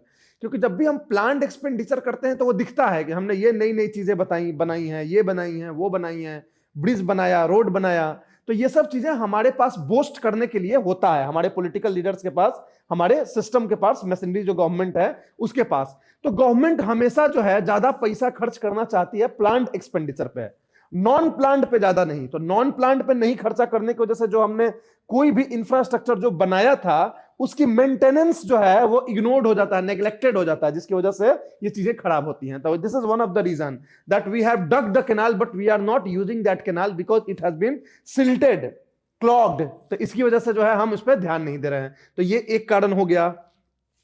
दूसरा कारण क्या हो गया, change in the cropping pattern. Change in the cropping pattern, change in the cropping pattern, यानी कि हमने कैनाल बनाया उस पूरे रीजन्स को पानी प्रोवाइड करने के लिए, क्योंकि जिस टाइम हमने कैनाल बनाया उस टाइम वहां राइस कल्टीवेशन होता था and rice required huge amount of water. तो इसके लिए हमने वहां पे कैनाल्स बनाया, लेकिन कैनाल्स बन के जब तैयार हुआ तो लोग वहां राइस कल्टीवेशन बंद कर दिए, कुछ ऐसा क्रॉप्स उस वहां पे कल्टीवेट करने लगे जिसे पानी की उतनी जरूरत ही नहीं है। तो उसकी वजह से जो हमने कैनाल बनाया वो क्या हो जाएगा, अंडर यूटिलाइज हो जाएगा। तो there is a change in the cropping pattern in our country in different regions and we are shifting from the water intensive cropping to the less water intensive cropping, और इस तरीके से हमारा जो irrigation potential है वो unutilised रह जा रहा है उस रीजन्स में। तो ये भी एक कारण है। तीसरा कारण हम कह सकते हैं divergence of land for non agricultural purposes, यानी कि हम जो भी हमारे लैंड्स हैं जो हमने जनरली एग्रीकल्चरल प्रैक्टिसेस के लिए यूज होना चाहिए, एग्रीकल्चर के लिए यूज होना चाहिए, उसको हम इंडस्ट्रियल यूज में ला रहे हैं, उसको हम अर्बन सेटलमेंट के लिए यूज कर रहे हैं। तो जिस लैंड के लिए यहां इरिगेशन पोटेंशियल बनाया गया था वो अब लैंड तो इरिगेशन के लिए यूज ही नहीं हो रहा है, तो ये इरिगेशन पोटेंशियल क्या होगा, वो अंडर यूटिलाइज्ड हो जाएगा, वो किसी काम का नहीं रह जाएगा। तो इसकी वजह से भी there is a growing gap between the irrigation potential created and irrigation potential utilized. तीसरा हम बात कर सकते हैं इसमें कि incomplete command area. Command area क्या होता है ये तो मैंने बताया था। कमांड एरिया जो होते हैं वो स्मॉल स्ट्रीम्स होते हैं जो कैनाल से कनेक्ट करते हैं फार्म्स को, राइट। तो अब हमने कई जगह पे क्या किया है कि हमने कैनाल्स तो बना दिया, बस इस कैनाल से पानी सप्लाई करने के लिए ये कमांड एरिया को हमने डेवलप नहीं किया, और ये कमांड एरिया को डेवलप नहीं किया तो ये कैनाल किसी यूज का नहीं रह गया। तो इसकी वजह से भी, और ये जो इनकम्प्लीट हमारे प्रोजेक्ट्स हैं खासकर कमांड एरिया डेवलपमेंट के, वो बेसिकली इसलिए हैं क्योंकि यहां पे कॉस्ट एंड टाइम ओवररन हो गया। जब हमें इसे बनाना था उसके लिए उस टाइम जो हमने एस्टिमेटेड कॉस्ट रखी थी, अब वो हमने लेट कर दिया इसको बनाने में, तो जो कॉस्ट है वो भी काफी अब हाई हो गया, तो जिसकी वजह से ये पेंडिंग ही रह गया, प्रोजेक्ट जो है ऐसे ही पेंडिंग पड़ा हुआ है, और ये कैनाल जो है किसी यूज का नहीं है और ऐसे ही पड़ा हुआ है। तो ये जो है एक growing gap between the irrigation potential created and irrigation potential utilized हो गया। तो ये जो है मेजर एक इशू है हमारे मैक्रो इरिगेशन सिस्टम में। अब इस इशू को, जितने भी इश्यूज हमें मिले हैं, इन सब को दूर करने के लिए हमें क्या चाहिए, माइक्रो इरिगेशन सिस्टम चाहिए। इंडिया में क्या चाहिए, माइक्रो इरिगेशन सिस्टम।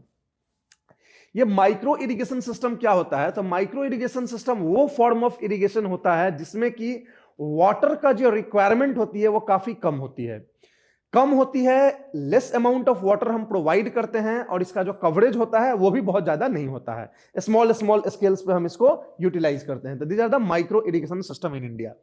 ये एक मॉडर्न टेक्निक है, साइंटिफिक टेक्निक है, काफी कंजर्वेटिव टेक्निक है, मतलब इको फ्रेंडली है, सस्टेनेबल है, आप सब कुछ बोल सकते हो। और ये बेसिकली हमने ये आइडियाज मोस्टली हमने जो परचेस किए हैं और हमने आइडिया जो ये लिया है, हमने बोरो किया है, वो particularly Israel से किया है, because Israel is the best example of a country who has developed its agriculture despite being located in a very dry region.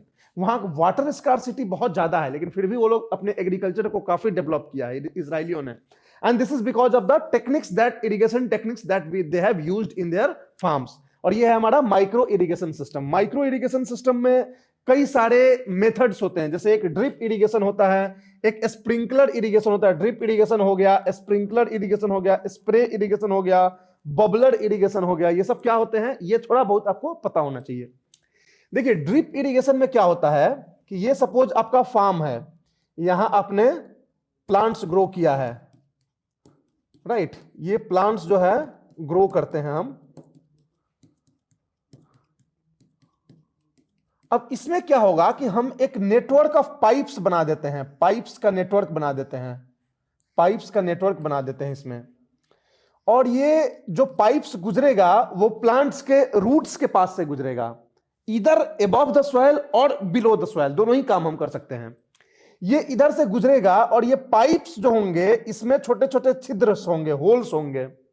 There will be this pipes will be perforated, small holes will be there in this pipes, और उस whole से धीरे धीरे plants के root के पास water release करेंगे हम। और ये सारा नेटवर्क जो है कनेक्टेड होगा किससे, एक सोर्स ऑफ वाटर से। सपोज कोई हमने यहाँ पे एक टैंकर रख दिया है पानी का, यहां से हम छोड़ते हैं और ये पानी इन सारे पाइप्स में जाता है, एक के बाद ऐसे जाता है पाइप, और इसके जो होल्स हैं इस पाइप में वो स्लोली वाटर रिलीज करते हैं near the roots of the plants. तो इससे हमारी पानी की भी बचत हो गई और उसके बाद सॉइल इरोजन भी नहीं हुआ और इससे जो है हम बड़ा ही इफेक्टिवली इन सारे प्लांट्स को water, required amount of water provide कर दिया। अब इसमें कितना पानी देंगे ये डिपेंड करेगा इन क्रॉप्स पे, उसके बेसिस पे हम वाटर सप्लाई करेंगे यहाँ पे। तो this is called drip irrigation. ये ड्रिप्स होते हैं जिनको हम यूज करते हैं इस इरिगेशन सिस्टम में, ठीक। दूसरा क्या होता है, स्प्रिंकलर इरिगेशन। स्प्रिंकलर इरिगेशन क्या होता है कि फार्म्स के बीचों बीच या साइड में कहीं पे भी एक मशीन लगा दिया जाता है जो वाटर स्प्रिंकल करता है हवा में पानी को छींटा मारता है और वो पानी जाके प्लांट्स के ऊपर धीरे धीरे धीरे धीरे गिरता है। It is just like creating a drizzles in the farm because of the sprinkler। Sprinkler एक मशीन होता है जो नाचता है और पानी जो है आसमान में फेंकता है और आसपास का जो भी प्लांट्स होते हैं सब पे पानी ड्रिजलिंग की तरह गिरती है। तो ये भी एक तरीका होता है क्या, माइक्रो इरिगेशन सिस्टम में मेथड हो जाता है। आप ये पिक्चर देख सकते हो, this is drip irrigation. You can see the pipes that are running into the farms. These pipes are very near to the roots of these plants. Sometimes they can be below the soil also. कई बार soil के अंदर भी हम इसको pipe को डाल देते हैं और इस पाइप्स में छोटे छोटे छिद्र होंगे जो वाटर रिलीज करेंगे और इन रूट्स को वाटर मिलेगा। ये देख लो आप स्प्रिंकलर इरिगेशन, ये पाइप्स जा रही है और हर पाइप पे एक नोजल लगा हुआ है स्प्रिंकलर का, ये वाटर को आसमान में उछाल रहा है और ये पानी जो है सारे प्लांट्स पे गिर के और इस तरह से इरिगेशन हो रही है। तो these are the methods of micro irrigation system. हो गया ड्रिप इरिगेशन, स्प्रिंकलर इरिगेशन। इन्हीं से रिलेटेड होता है spray irrigation. Spray irrigation is just a type of sprinkler. ये स्प्रे करता है तो एक स्प्रे इरिगेशन होता है, राइट। ये भी जो है उसी तरह से होता है, एक जगह पे फिक्स होता है और वहां से पानी जो है वो मारता है कहीं दूर किसी प्लांट्स के ऊपर। तो this is spray irrigation, is a variant of sprinkler irrigation, nothing different. एक होता है बबलर इरिगेशन। बबलर इरिगेशन क्या होता है, जब ह्यूज अमाउंट ऑफ वाटर चाहिए होता है, लार्ज सप्लाई ऑफ वाटर चाहिए होता है, तो ये फाउंटेन की तरह होता है। फाउंटेन की तरह पानी निकलेगा और सारे फार्म्स में जाके पानी गिरेंगे। तो this is called bubbler irrigation, right. When there is a requirement of huge amount of water, so bubbler irrigation system is used। तो ये हमारे मेजर जो है मेथड्स होते हैं माइक्रो इरिगेशन सिस्टम का हमारी कंट्री में, राइट। अब हम बात करते हैं कि इनके क्या बेनिफिट्स हैं और क्या चैलेंजेस हैं। What are the benefits and challenges of micro irrigation system. पहले बेनिफिट्स की बात करते हैं हम कि क्या बेनिफिट्स हैं माइक्रो इरिगेशन सिस्टम के। तो सबसे बड़ा बेनिफिट है वाटर कंजर्वेशन। ये वाटर को कंजर्व करता है क्योंकि हम फ्लड नहीं कर रहे हैं यहाँ पे फील्ड में, राइट। पानी को बहा नहीं रहे हैं, तो इसलिए जितना पानी चाहिए उतना ही पानी हम दे रहे हैं। तो there is a conservation of water. दूसरा होता है reduces the consumption of fertiliser. अब क्वेश्चन होता है कैसे भाई, फर्टिलाइजर से इसका क्या लिंक्ड है। तो there is a process called practice called fertigation. Fertigation एक टेक्निक होता है, एक प्रैक्टिस होती है जिसमें हम क्या करते हैं कि जो माइक्रो इरिगेशन सिस्टम यूज करते हैं, खासकर ड्रिप इरिगेशन में। ड्रिप इरिगेशन में हम क्या करते हैं कि जो पाइप्स हमने बिछा रखे हैं पानी सप्लाई करने के लिए, और ये पूरे पाइप्स जो है एक सोर्स से कनेक्टेड होता है, तो हम इस सोर्स ऑफ वाटर में ही फर्टिलाइजर्स डाल देते हैं। तो जो फर्टिलाइजर्स एक्चुअली हमें प्लांट्स को देने हैं, we dissolve those fertilizers in the water and that fertilizer containing water is being applied over the roots of the plants। तो इसकी वजह से जो फर्टिलाइजर जितनी हमें जरूरत है उतना ही अमाउंट में फर्टिलाइजर दे रहे हैं, तो फर्टिलाइजर का वेस्टेज नहीं हो रहा है। और फर्टिलाइजर का तो वेस्टेज नहीं हो रहा है, उस फर्टिलाइजर एक्सेस फर्टिलाइजर की वजह से जब जाके नदी में आप पानी जाता है उस फर्टिलाइजर वाला वाटर, और उस तरीके से वो जो है एक तरह से वाटर पोल्यूशन करता है, अल्गल ब्लूम को क्रिएट करता है। तो ये भी, इससे भी हम बचाते हैं अपने वाटर बॉडीज को। तो ये हो गया आपका क्या, रिड्यूसेस कंजम्पशन ऑफ फर्टिलाइजर्स। फिर हम बात करते हैं soil moisture conservation. Soil moisture भी इससे कंजर्व होती है। सॉइल में मॉइस्चर बना हुआ होता है क्योंकि हम धीरे धीरे पानी जो है हम दिए जा रहे हैं। इससे प्रोडक्टिविटी भी बढ़ती है। 20% से लेके 50% तक प्रोडक्टिविटी बढ़ जाती है based on the nature of crops. किसी किसी क्रॉप्स में ज्यादा प्रोडक्टिविटी बढ़ती है, किसी किसी में कम बढ़ती है। तो 20 से 50% प्रोडक्टिविटी बढ़ जाती है। इनपुट कॉस्ट हमारा रिड्यूस्ड हो जाता है। क्यों इनपुट कॉस्ट रिड्यूस हो जाता है? क्योंकि फर्टिलाइजर का प्राइस हमें कम हो गया, वाटर का भी कम हो गया, पावर, ये सब चीज कम हो गया। तो इसकी वजह से हमारा जो इनपुट कॉस्ट है ये भी हमारा कम लग रहा है। राइज इन फार्म इनकम, चूंकि प्रोडक्टिविटी बढ़ गई, इनपुट कम हो गई, तो हमारा जो फार्म इनकम है वो भी राइज करेगा फार्मर्स का। Checks land salinization and desertification. Generally क्या होता है कि बहुत ज्यादा एक्सेस पानी की वजह से जो हमारा लैंड होता है वो सैलिनाइज हो जाता है। अभी हमने बात करी ना कि कैनाल इरिगेशन की वजह से पंजाब हरियाणा में कैसे लैंड सैलिनाइज होकर रेह बन जा रहे हैं। तो इस तरह से ये लैंड सेलिनाइजेशन को भी चेक करता है। फिर इसकी वजह से जो फार्म डिस्ट्रेस होता है और फोर्स्ड माइग्रेशन होता है, ये भी कंट्रोल करता है। आप इंपैक्ट देख लो कि बेनिफिट हम कहां तक इसको सोच रहे हैं। जितना ब्रॉडर डायमेंशन में आप इसकी बेनिफिट को डील करोगे उतना ही अच्छा होगा। फिर हमारे फीमेल पार्टिसिपेशन और वुमेन इंपावरमेंट भी होता है, क्योंकि फीमेल जो है हमारी मेनली एग्रीकल्चरल सेक्टर में वो है, तो इसकी वजह से उनका वुमेन इंपावरमेंट भी हो रहा है। तो these are the benefits and benefits of particularly micro irrigation system. अब हम बात करते हैं चैलेंजेस की। चैलेंजेस क्या है? इसका जो इनिशियल कॉस्ट ऑफ इंस्टॉलेशन है वो बहुत हाई है। नॉर्मल जो हमारे कैनाल्स हैं और ये जो सोर्सेस हैं उनसे काफी इनिशियल कॉस्ट इसका हाई है। दूसरा होता है कि इसको ऑपरेट करने के लिए, मैनेज करने के लिए स्किल चाहिए होती है। तो जो अनस्किल्ड जो फार्मर्स होते हैं, जो अनएडुकेटेड इलिटरेट फार्मर्स होते हैं, वो कई बार इसको ऑपरेट या मैनेज नहीं कर पाते हैं, तो स्किलिंग की जरूरत होती है। तीसरा होता है कि हमारे यहाँ मोस्टली जो लैंड होल्डिंग्स होती है वो छोटे लैंड होल्डिंग्स होते हैं, और जो मेजर क्रॉप्स हम जो उगाते हैं वो कन्वेंशनल क्रॉप्स होते हैं।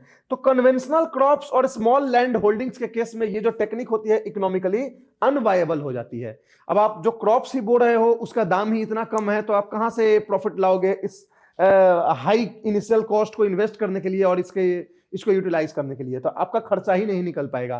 तो इसीलिए ये ज्यादातर सक्सेसफुल होती है जहां हम एक्सपेंसिव क्रॉप्स को उगाते हैं और लार्ज एरिया में उगाते हैं। तो ये स्मॉल लैंड होल्डिंग्स और कन्वेंशनल क्रॉप्स जो है एक तरह से लिमिटेशंस क्रिएट कर देता है इस माइक्रो इरिगेशन सिस्टम की।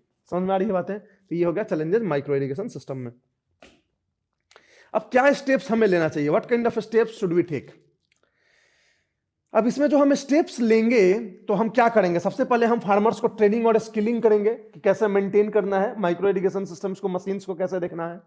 फिर हम क्या कर सकते हैं कि जो हम इरिगेशन इन्वेस्टमेंट अभी कर रहे हैं, जो मैक्रो सिस्टम्स पे कर रहे हैं, मैक्रो फॉर्म्स ऑफ इरिगेशन कर रहे हैं, उससे हमें शिफ्ट होकर माइक्रो इरिगेशन सिस्टम पे हमको ज्यादा इन्वेस्ट करने की जरूरत है। तो ये जो है एक सेकंड जो है हम काम कर सकते हैं। एक इंफ्रास्ट्रक्चर के लिए लेंडिंग होती है, बैंक्स लोन देती है इंफ्रास्ट्रक्चर डेवलपमेंट के लिए। तो ये जो इंफ्रास्ट्रक्चर लेंडिंग स्टेटस होती है वो जो है irrigation projects, micro irrigation projects को भी इंफ्रास्ट्रक्चर के अंदर डाल देना चाहिए कि if someone is creating a micro irrigation infrastructure, that should the loan should be provided under this infrastructure lending status policy banks के। तो इसके थ्रू उनको इजिली लोन मिल जाएगा। फिर पावर सब्सिडी जो मिल रही है अभी फार्मर्स को, इसकी वजह से इनको चूंकि बिजली का खर्चा ज्यादा लग नहीं रहा है, तो वो ह्यूज अमाउंट ऑफ वाटर जो है ट्यूबवेल से निकाल के और पूरे फार्म्स को फ्लड कर रहे हैं। अगर इनसे आप वसूलने लगो खर्चा पावर का कि आप जितना आप यूटिलाइज कर रहे हो आप मार्केट रेट के हिसाब से दो, तो ये क्या करेंगे, धीरे धीरे शिफ्ट हो जाएंगे माइक्रो इरिगेशन पे, क्योंकि वहां आपको ज्यादा पावर की जरूरत नहीं है, क्योंकि ज्यादा पानी की आपको जरूरत नहीं है। तो ये जो कन्वेंशनल फार्मर्स होते हैं वो शिफ्ट नहीं हो रहे हैं because they are having a benefit in the conventional source of irrigation. तो ये क्यों है? क्योंकि पावर सब्सिडीज उनको काफी मिल रही है एग्रीकल्चर में।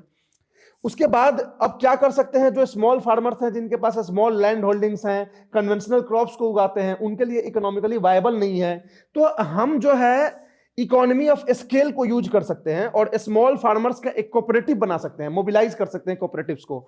और ये जो कोऑपरेटिव होगी स्मॉल फार्मर की, वो आपको रिसोर्स पूल करके और उसी से ये जो मशीन्स होते हैं उसको खरीदेगी और बारी बारी से उसको यूज करेंगे सारे। तो इस तरीके से एक तरह से आप सक्सेसफुल बना सकते हैं ये माइक्रो इरिगेशन प्रोजेक्ट्स को। तो these are the steps that should be taken to make the micro irrigation system projects successful in our country.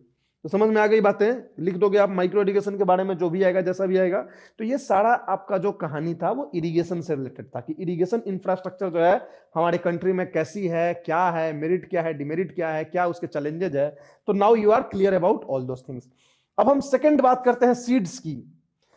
अब हमारे यहाँ एग्रीकल्चर में इरिगेशन का बहुत इंपॉर्टेंस होता है, सिग्निफिकेंस होता है। स्टेटस एग्रीकल्चर का कैसा होगा, डेवलप्ड होगा कि पुअर होगा, ये इरिगेशन पे निर्भर करता है। जो दूसरी डिटर्मिनेंट्स है जिस पे निर्भर करता है वो हमारे होते हैं सीड्स, बीज। किस तरह का बीज हम यूज करते हैं अपने फार्म्स में। तो बेसिकली जो सीड्स होते हैं वो तीन तरह के होते हैं: open pollinated seeds, qualified seeds और जेनेटिकली मॉडिफाइड सीड्स। ये मेजरली तीन तरह के सीड्स हमारे कंट्री में यूज होते हैं। ओपन पॉलिनेटेड सीड्स को हम फार्म सेव्ड सीड्स भी बोलते हैं। ये क्या होता है, तो जो फसल किसान काट के उगाते हैं, काटते हैं, ठीक है। तो उसी फसल में से कुछ जो बेस्ट क्वालिटी होती है उसको ये सेव करके और अगले साल फसल उगाने के लिए बीज के रूप में यूज करते हैं, राइट। तो this is called open pollinated seeds, right.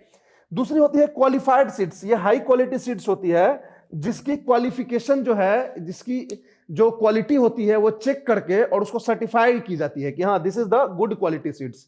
ये स्पेशली बनाई जाती है सीड्स को स्पेशल कंडीशंस में, और ये जो है ज्यादा प्रोडक्टिव होती है।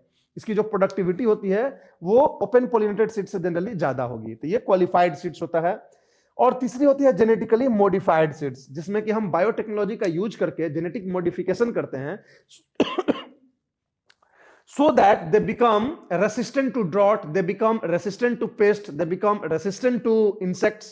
तो इस तरह से जेनेटिकली मॉडिफाइड सीड्स होते हैं। अब हमारे यहाँ मैक्सिमम जो यूज होते हैं वो ओपन पॉलिनेटेड सीड्स होते हैं। क्यों? क्योंकि हमारे यहाँ फार्मर्स गरीब हैं, they can't afford qualified seeds and genetically modified seeds. तो इसलिए वो ज्यादातर जो है ओपन पॉलिनेटेड सीड्स को यूज करके और जितने भी प्रोडक्टिविटी होती है उसी से अपना काम चलाते हैं। तो ये हमारे यहाँ सबसे ज्यादा यूज किया जाता है। अब हम पहले बात कर लें कि क्या क्या मेरिट्स और डिमेरिट्स होते हैं हर एक टाइप ऑफ सीड्स के। तो पहले हम फार्म सीड्स की बात कर लेते हैं कि फार्म सेव्ड सीड्स की क्या मेरिट्स है और क्या डिमेरिट्स है। ये इजिली अवेलेबल है, आपके अपने फसल से ही आप इसको आप चुन चुन के निकाल सकते हैं ओपन पॉलिनेटेड सीड्स को। ये कॉस्ट इफेक्टिव होता है। कॉस्ट इफेक्टिव होता है यानी मतलब कि आपको बहुत ज्यादा इसमें खर्चे नहीं होते हैं। लेस डिमांडिंग इन नेचर, इसके लिए आपको बहुत ज्यादा पानी की जरूरत नहीं है, बहुत ज्यादा पेस्टिसाइड्स की जरूरत नहीं है, तो लेस डिमांडिंग होता है। ये जो है रेसिस्टेंट होता है against the paste and disease more than HYV seeds. जो हम high yielding variety seeds use करते हैं जो एक तरह का क्वालिफाइड सीड्स है, उससे ये ज्यादा रेसिस्टेंस होता है। रेसिस्टेंस इसको होता है पेस्ट और डिजीज के अगेंस्ट, राइट, क्योंकि ये एक्चुअल में देसी होता है, राइट। उसके बाद लॉन्गर रिप्लेसमेंट पीरियड। ये रिप्लेसमेंट पीरियड ऑफ सीड्स क्या होता है कि सपोज आज हमने एक फसल काटा, इस फसल से हम सीड्स निकालेंगे, अगले फसल में यूज करेंगे, उससे सीड्स निकालेंगे, उसके अगले फसल में यूज करेंगे। तो कब तक यूज कर सकते हैं?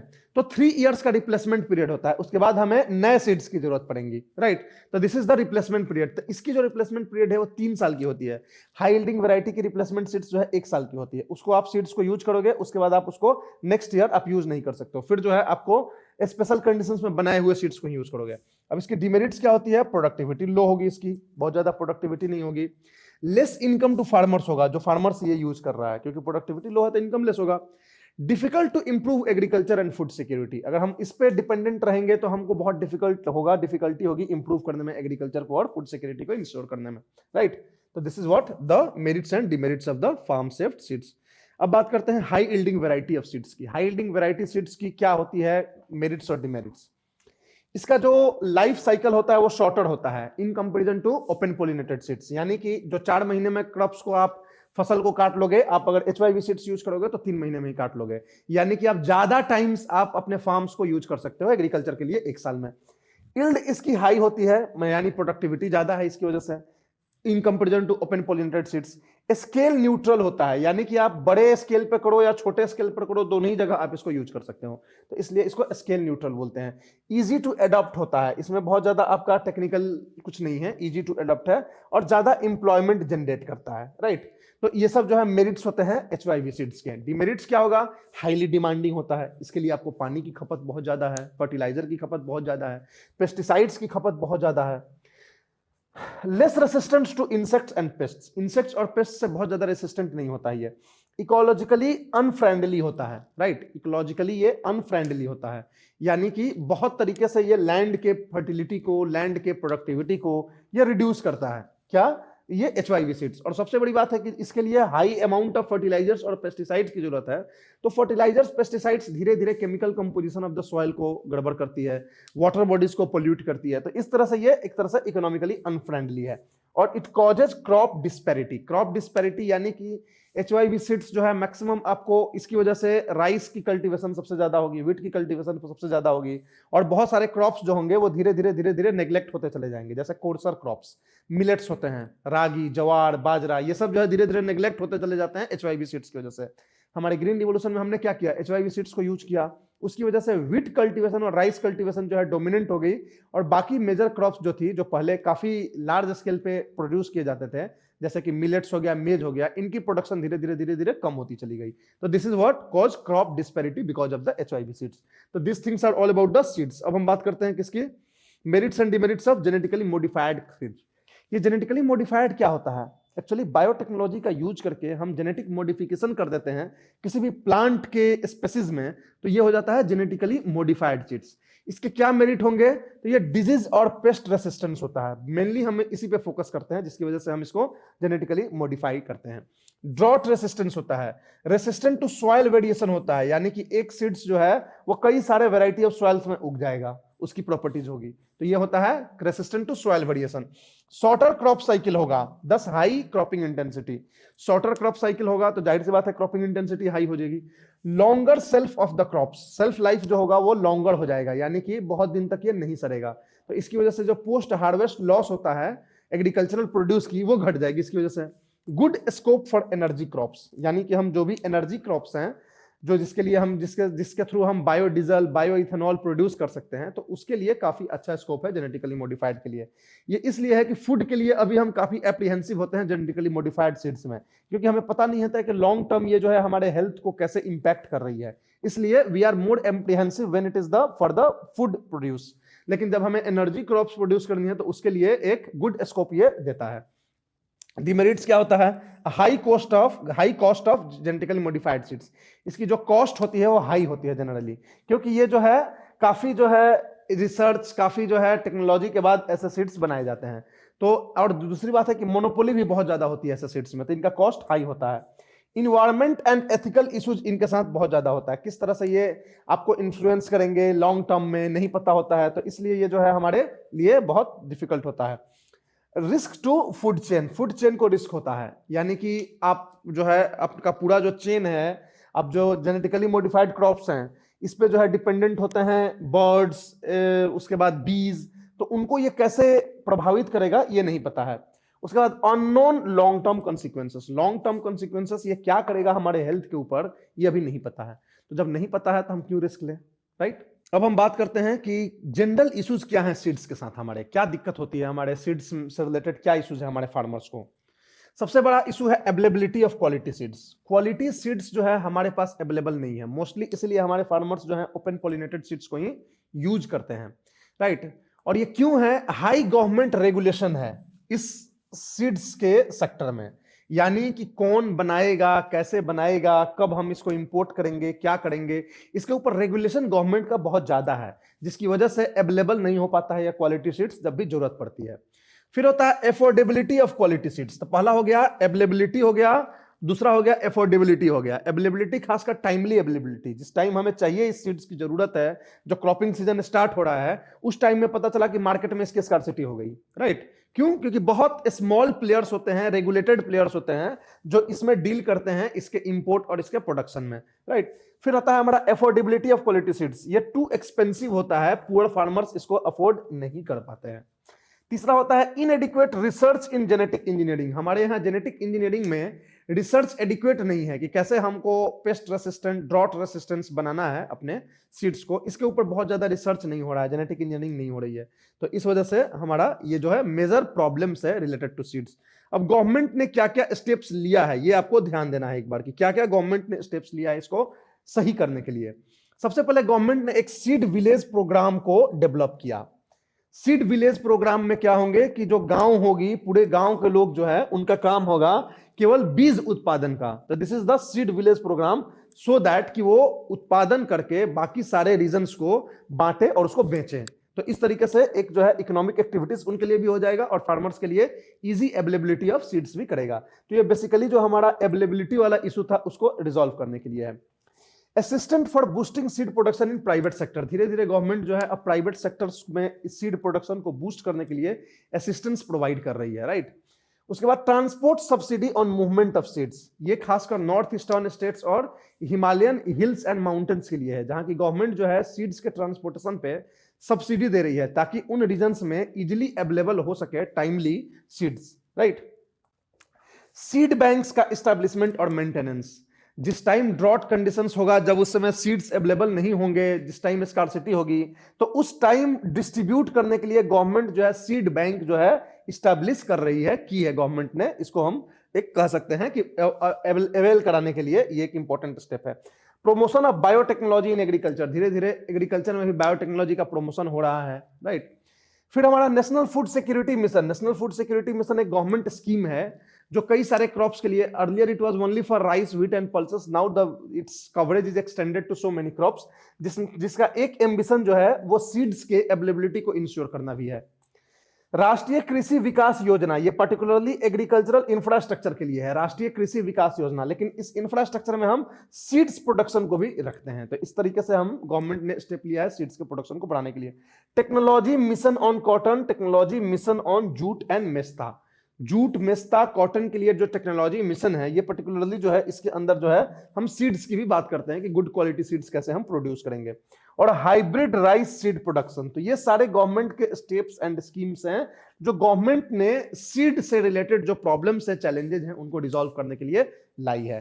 तो this were all about the seeds as a infrastructure, as a determinant of agriculture in our country. समझ में आ रही है बातें? अब हम बात करेंगे अपने फर्टिलाइजर्स की। फर्टिलाइजर्स की अब बात करते हैं। हमने इरिगेशन देख लिया, सीड्स देख लिया, फर्टिलाइजर्स की अब बात करेंगे। फर्टिलाइजर्स की जब भी बात करेंगे तो सबसे पहले हमारे दिमाग में एक क्वेश्चन आना चाहिए कि why fertilizers are so important for Indian agriculture. Indian agriculture में फर्टिलाइजर्स इतना इंपॉर्टेंट क्यों होता है, क्या कारण है? तो इसका कारण है कि जो इंडियन सॉइल है वो नेचुरली डेफिशिएंट होता है न्यूट्रिएंट्स का। बहुत सारे न्यूट्रिएंट्स जो है नहीं पाए जाते हैं इंडियन सॉइल में नेचुरली, जैसे कि नाइट्रोजन हुआ, फास्फोरस हो गया, पोटेशियम हो गया। These are certain nutrients that soils require, that plants require, right. और ये न्यूट्रिएंट्स जो है नेचुरल सॉइल में नहीं पाए जाते हैं, कई जगह पे, कुछ सॉइल्स में पाए जाते हैं, but so many soils of India, so many regions in India where soils does not have all this what nutrients. तो इसके लिए हम फर्टिलाइजर की जरूरत पड़ती है to increase the productivity of soil. Soil के प्रोडक्टिविटी को बढ़ाने के लिए हम फर्टिलाइजर का यूज करते हैं। अब टाइप्स क्या होते हैं फर्टिलाइजर्स के? दो टाइप्स होते हैं, एक ऑर्गेनिक फर्टिलाइजर होता है और एक केमिकल फर्टिलाइजर होता है। केमिकल फर्टिलाइजर में बेसिकली क्या होते हैं, हम केमिकल्स को यूज करते हैं जैसे कि नाइट्रोजन, फास्फोरस और पोटेशियम बेस्ड केमिकल्स, और इसको यूज करके हम जो है ये केमिकल फर्टिलाइजर्स को ये करते हैं। और दूसरा होता है ऑर्गेनिक फर्टिलाइजर्स। ऑर्गेनिक फर्टिलाइजर्स में जनरली हम जो है प्लांट्स एंड एनिमल्स रिमेन्स को यूज करते हैं, मैन्योर हो गया, कंपोस्ट हो गया, this all come under the organic fertilizers. यहां हम केमिकल्स को यूज नहीं करते हैं, तो ये हो गया ऑर्गेनिक फर्टिलाइजर्स।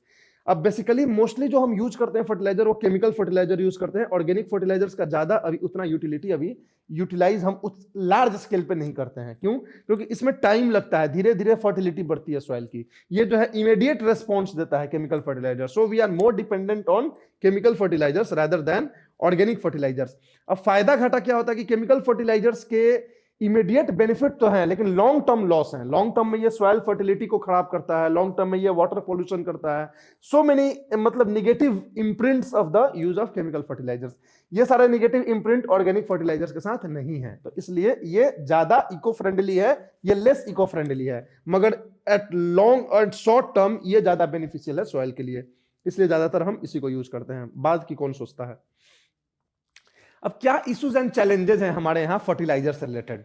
तो सबसे पहला इशू एंड चैलेंज हम अब जब स्टडी करते हैं तो हमें यह दिखता है कि जो हमारा yield per hectare per kg of fertiliser है वो धीरे धीरे रिड्यूस होता चला जा रहा है। यानी कि एक हेक्टेयर में एक केजी इल्ड पर हेक्टेयर, मतलब कि आपका इल्ड होगा कि एक हेक्टेयर पर कितना आपका इल्ड हो रहा है, तो एक केजी फर्टिलाइजर को यूज करके आप कितना फसल उत्पादन कर रहे हो, क्या उत्पादकता आपकी रह रही है, फर्टिलिटी रह रही है, यह धीरे धीरे घटता चला जा रहा है। यानी 1970 में 13.7 KG of agricultural crops produce करते थे हम with using 1 KG of fertiliser. अब क्या हो गया है 2015 में 3.7 केजी। तो क्यों इतना ज्यादा जो है कम हो गया है जो फर्टिलाइजर्स का जो ये है मतलब जो उसका बेनिफिट्स है, जो जिस तरीके से वो फर्टिलिटी को बढ़ाते हैं, तो ये कैसे ये कम हो गया है? How it is the fertility intensity has reduced over the time. सबसे पहला कारण है कि now we are started using more fertiliser than required. We are using more fertilisers, जितनी जरूरत है उससे ज्यादा फर्टिलाइजर का यूज कर रहे हैं, जिसकी वजह से ये जो रेशियो है वो कम होता चला जा रहा है, इसकी जो मतलब इंटेंसिटी है, एफिशिएंसी है फर्टिलाइजर्स की, वो कम होती चली जा रही है। तो मोर फर्टिलाइजर्स का यूज कर रहे हैं, हमारी जो सॉइल की फर्टिलिटी है वो भी कम हो रही है, ठीक। तो less fertility of the soil या reducing fertility of soil, reducing fertility of soil, क्योंकि हम इको फ्रेंडली प्रैक्टिसेस नहीं कर रहे हैं, तो इसकी वजह से फर्टिलिटी जो है धीरे धीरे रिड्यूस कर रही है। हमारी क्रॉपिंग पैटर्न भी सही नहीं है। जनरली क्रॉपिंग पैटर्न भी ऐसा होना चाहिए कि एक क्रॉप्स किसी पर्टिकुलर न्यूट्रिएंट्स को एक्सट्रैक्ट कर रहा है, तो उसी लैंड पे दूसरा क्रॉप हमें ऐसा लगाना चाहिए जो उस पर्टिकुलर न्यूट्रिएंट जो पहले क्रॉप जो एक्सट्रैक्ट किया जा रहा है, तो दूसरा क्रॉप उसको वहां पे रिप्लेनिश करे, like the leguminous plants with the crop plant. जैसे कि आपको व्हीट राइस बोते हो, साथ में आप लेग्यूमिनस प्लांट्स ग्रो कर दो, लेग्यूमिनस प्लांट्स। तो ये लेग्यूमिनस प्लांट्स जो है वो न्यूट्रिएंट इनरिचमेंट में हेल्प करते हैं। तो धीरे धीरे इस तरह के हमें प्रैक्टिसेस करने चाहिए, which we are not doing, that's why the fertility of soil is reducing over the time. तो ये मेन रीजन है। मोर फर्टिलाइजर्स हम क्यों यूज कर सकते हैं, क्यों यूज करते हैं, क्योंकि हाई सब्सिडी हमें मिलती है। गवर्नमेंट जो है हाई सब्सिडी देती है फर्टिलाइजर्स पे, तो हमें कभी पता ही नहीं चलता है कि फर्टिलाइजर्स महंगे हैं और हमें थोड़ा सा कम यूज करना चाहिए। हमें लगता है कि फर्टिलाइजर्स हम ज्यादा यूज करेंगे तो हमें ज्यादा फसल मिलेगी। तो ये एक तीसरा जो कारण है वो लैक ऑफ अवेयरनेस है। फार्मर्स में अवेयरनेस नहीं है। फार्मर्स को क्या लगता है कि वो ज्यादा फर्टिलाइजर यूज करेंगे तो फर्टिलिटी ज्यादा होगी, बट ऐसा होता नहीं है। रिक्वायर्ड अमाउंट ऑफ फर्टिलाइजर आप यूज करोगे तो बेस्ट प्रोडक्टिव आपका होगा सिस्टम। तो ये चीजें जो है फार्मर्स को पता नहीं है। तो lack of education, lack of awareness among the farmer, ये तीसरा कारण हो जाएगा। तो दिस थिंग्स आर। चौथा आप बोल सकते हो कि हाई यील्डिंग वैरायटी सीड्स जो है ज्यादा डिमांडिंग होता है फर्टिलाइजर्स के लिए, तो इसलिए भी हमारा फर्टिलाइजर्स की कंजम्पशन बढ़ गई। 1970 में जनरली जो है farm pollinated farm saved seeds ज्यादा यूज होते थे। अब धीरे धीरे हम HYV सीड्स ज्यादा यूज करते हैं, तो इसलिए फर्टिलाइजर्स की भी जरूरत ज्यादा होगी। तो this are the reasons for the yield hectare per kg of fertilizer which is being reduced. फिर दूसरा क्या है हमारा कि imbalance and indiscriminate use of fertilizers. Imbalance और इनडिस्क्रिमिनेट यूज ऑफ फर्टिलाइजर्स, यानी कि हम क्या कर रहे हैं, एक तो कि फर्टिलाइजर्स जितनी जरूरत है उससे ज्यादा यूज कर रहे हैं, दूसरी की जिस तरह के फर्टिलाइजर्स की जरूरत है वो नहीं यूज करके कोई और फर्टिलाइजर यूज कर रहे हैं। जो फर्टिलाइजर सस्ता है उसी को हम यूज कर रहे हैं, रादर देन थिंकिंग कि what kind of nutrients is actually required for the soil. तो ये इम्बैलेंस और इनडिस्क्रिमिनेट होता है। इनडिस्क्रिमिनेट का मतलब होता है मोर देन रिक्वायर्ड, और इम्बैलेंस का मतलब होता है अदर देन रिक्वायर्ड, यानी कि जो जरूरत है जिस तरह के फर्टिलाइजर्स की, वो अगर आप यूज नहीं कर रहे हो तो इसका मतलब इम्बैलेंस्ड आप फर्टिलाइजेशन कर रहे हो, फर्टिलाइजर्स यूज कर रहे हो। और जितनी जरूरत है उससे ज्यादा यूज कर रहे हो तो मोर देन रिक्वायर्ड अगर यूज कर रहे हो तो इनडिस्क्रिमिनेट यूज कर रहे हो। तो ये हमारा दूसरा मेजर प्रॉब्लम है। हम दोनों ही काम कर रहे हैं। क्यों कर रहे हैं? क्योंकि हमारे यहाँ यूरिया जो है चीपर है। यूरिया पे क्या है कि गवर्नमेंट ने धीरे धीरे न्यूट्रिएंट बेस्ड सब्सिडी रिजीम लाई, और ये गवर्नमेंट ने क्या किया कि जो nutrient based subsidy regime government ने लाई वो केवल फास्फोरिक और पोटाश फर्टिलाइजर्स के लिए लाई। मेजरली कौन कौन से 3 फर्टिलाइजर्स हम यूज करते हैं, वो नाइट्रोजन होता है, पोटेशियम होता है और क्या होता है, फास्फोरस होता है। तो NPK होता है। तो जो फास्फोरस और पोटेशियम वाले जो फर्टिलाइजर्स होते हैं, इनके ऊपर गवर्नमेंट ने न्यूट्रिएंट बेस्ड सब्सिडी लाई, जिसके थ्रू जो कंपनीज को सब्सिडी मिलने लगी वो कम मिलने लगी, और इनके प्राइस को डीरेगुलेट कर दिया गवर्नमेंट ने। रेगुलेट नहीं किया, कंपनी पे छोड़ दिया कि क्या क्या प्राइस ये रखेंगे इन फर्टिलाइजर्स का, और कंपनीज को पे करने लगी on the basis of the actual nutrients that is being provided rather than the weight of the fertilisers that they are producing. समझ में आ रही है बातें? वेट फर्टिलाइजर्स कितना प्रोड्यूस कर रहे हैं कंपनी, इस बेसिस पे अब सब्सिडी नहीं मिलती है। अब इस बेसिस पे सब्सिडी मिलती है फास्फोरस और पोटेशियम के केस में कि कितना न्यूट्रिएंट ये प्रोड्यूस कर रहे हैं। समझ में आ रही है बातें? तो ये इसकी वजह से जो कंपनीज हैं वो दाम बढ़ा दिए, किसकी, ये फास्फोरस और पोटेशियम फर्टिलाइजर्स की। तो ये महंगे पड़ गए किनके लिए, फार्मर्स के लिए। और ये काम गवर्नमेंट ने यूरिया के लिए नहीं किया। Urea is a basically nitrogenous fertilisers, nitrogen based fertiliser होता है। तो यूरिया के लिए नहीं किया। यूरिया के लिए अभी भी प्राइस रेगुलेटेड है, अभी भी हाई सब्सिडी है, अभी भी न्यूट्रिएंट बेस्ड सब्सिडी रेजिम नहीं है यूरिया के लिए। तो इसकी जो प्राइस है वो काफी चीपर है। तो क्या फार्मर्स क्या सोचते हैं कि जो सस्ता मिल रहा है उसी को यूज करो, उसी को हम ज्यादा यूज कर दें। तो एक्चुअल में जहां पोटेशियम और फास्फोरस की जरूरत है वहां भी नाइट्रोजन को यूज किया जा रहा है। तो this is what imbalanced use, right. अब neglect of other eco friendly types of fertilizers like manure और कंपोस्ट, धीरे धीरे लोग मैन्योर्स और कंपोस्ट को यूज करना नेग्लेक्ट कर रहे हैं। इनको लग रहा है कि इससे जल्दी फर्टिलिटी नहीं आएगी, इसलिए सबसे पहले केमिकल यूज करो तो तुरंत फर्टिलिटी आ जाएगी। इसका क्या इंपैक्ट हो रहा है इसकी वजह से? इसकी वजह से जो एनपी के रेशियो जो होना चाहिए इंडियन सॉइल में, जो डिजायर्ड रेशियो होना चाहिए नाइट्रोजन पोटेशियम और नाइट्रोजन फास्फोरस और पोटेशियम की, जो जनरली 4:k होना चाहिए, वो अभी बढ़ के 6.7, 2.4 and 1 हो गया है। तो सोचो कि नाइट्रोजनस फर्टिलाइजर्स का कितना अमाउंट लोगों ने बढ़ा दिया सॉइल में, and this is all because of these causes. तो ये हो गया 4:2:1 होना चाहिए, ये 6.7:2:2.4:1 हो गया है। तो this is the present ratio. और सॉइल फर्टिलिटी डिप्लीट हो रही है, सैलिनाइजेशन ऑफ द सॉइल हो रहा है इस इम्बैलेंस और इनडिस्क्रिमिनेट यूज की वजह से। वाटर पोल्यूशन हो रहा है थ्रू एग्रीकल्चरल रन ऑफ। अब सारे यूरिया तो यूटिलाइज नहीं होंगे, तो जो अनयूटिलाइज्ड यूरिया रह जा रहा है इनडिस्क्रिमिनेट यूज करने के बाद, वो बारिश होता है, एग्रीकल्चरल रन ऑफ होता है, वाटर जो एग्रीकल्चर से सारे जो बचे हुए फर्टिलाइजर्स हैं उनको डिसॉल्व करके नदी में या तालाब में या झील में जाके इन्फ्लक्स हो रहा है।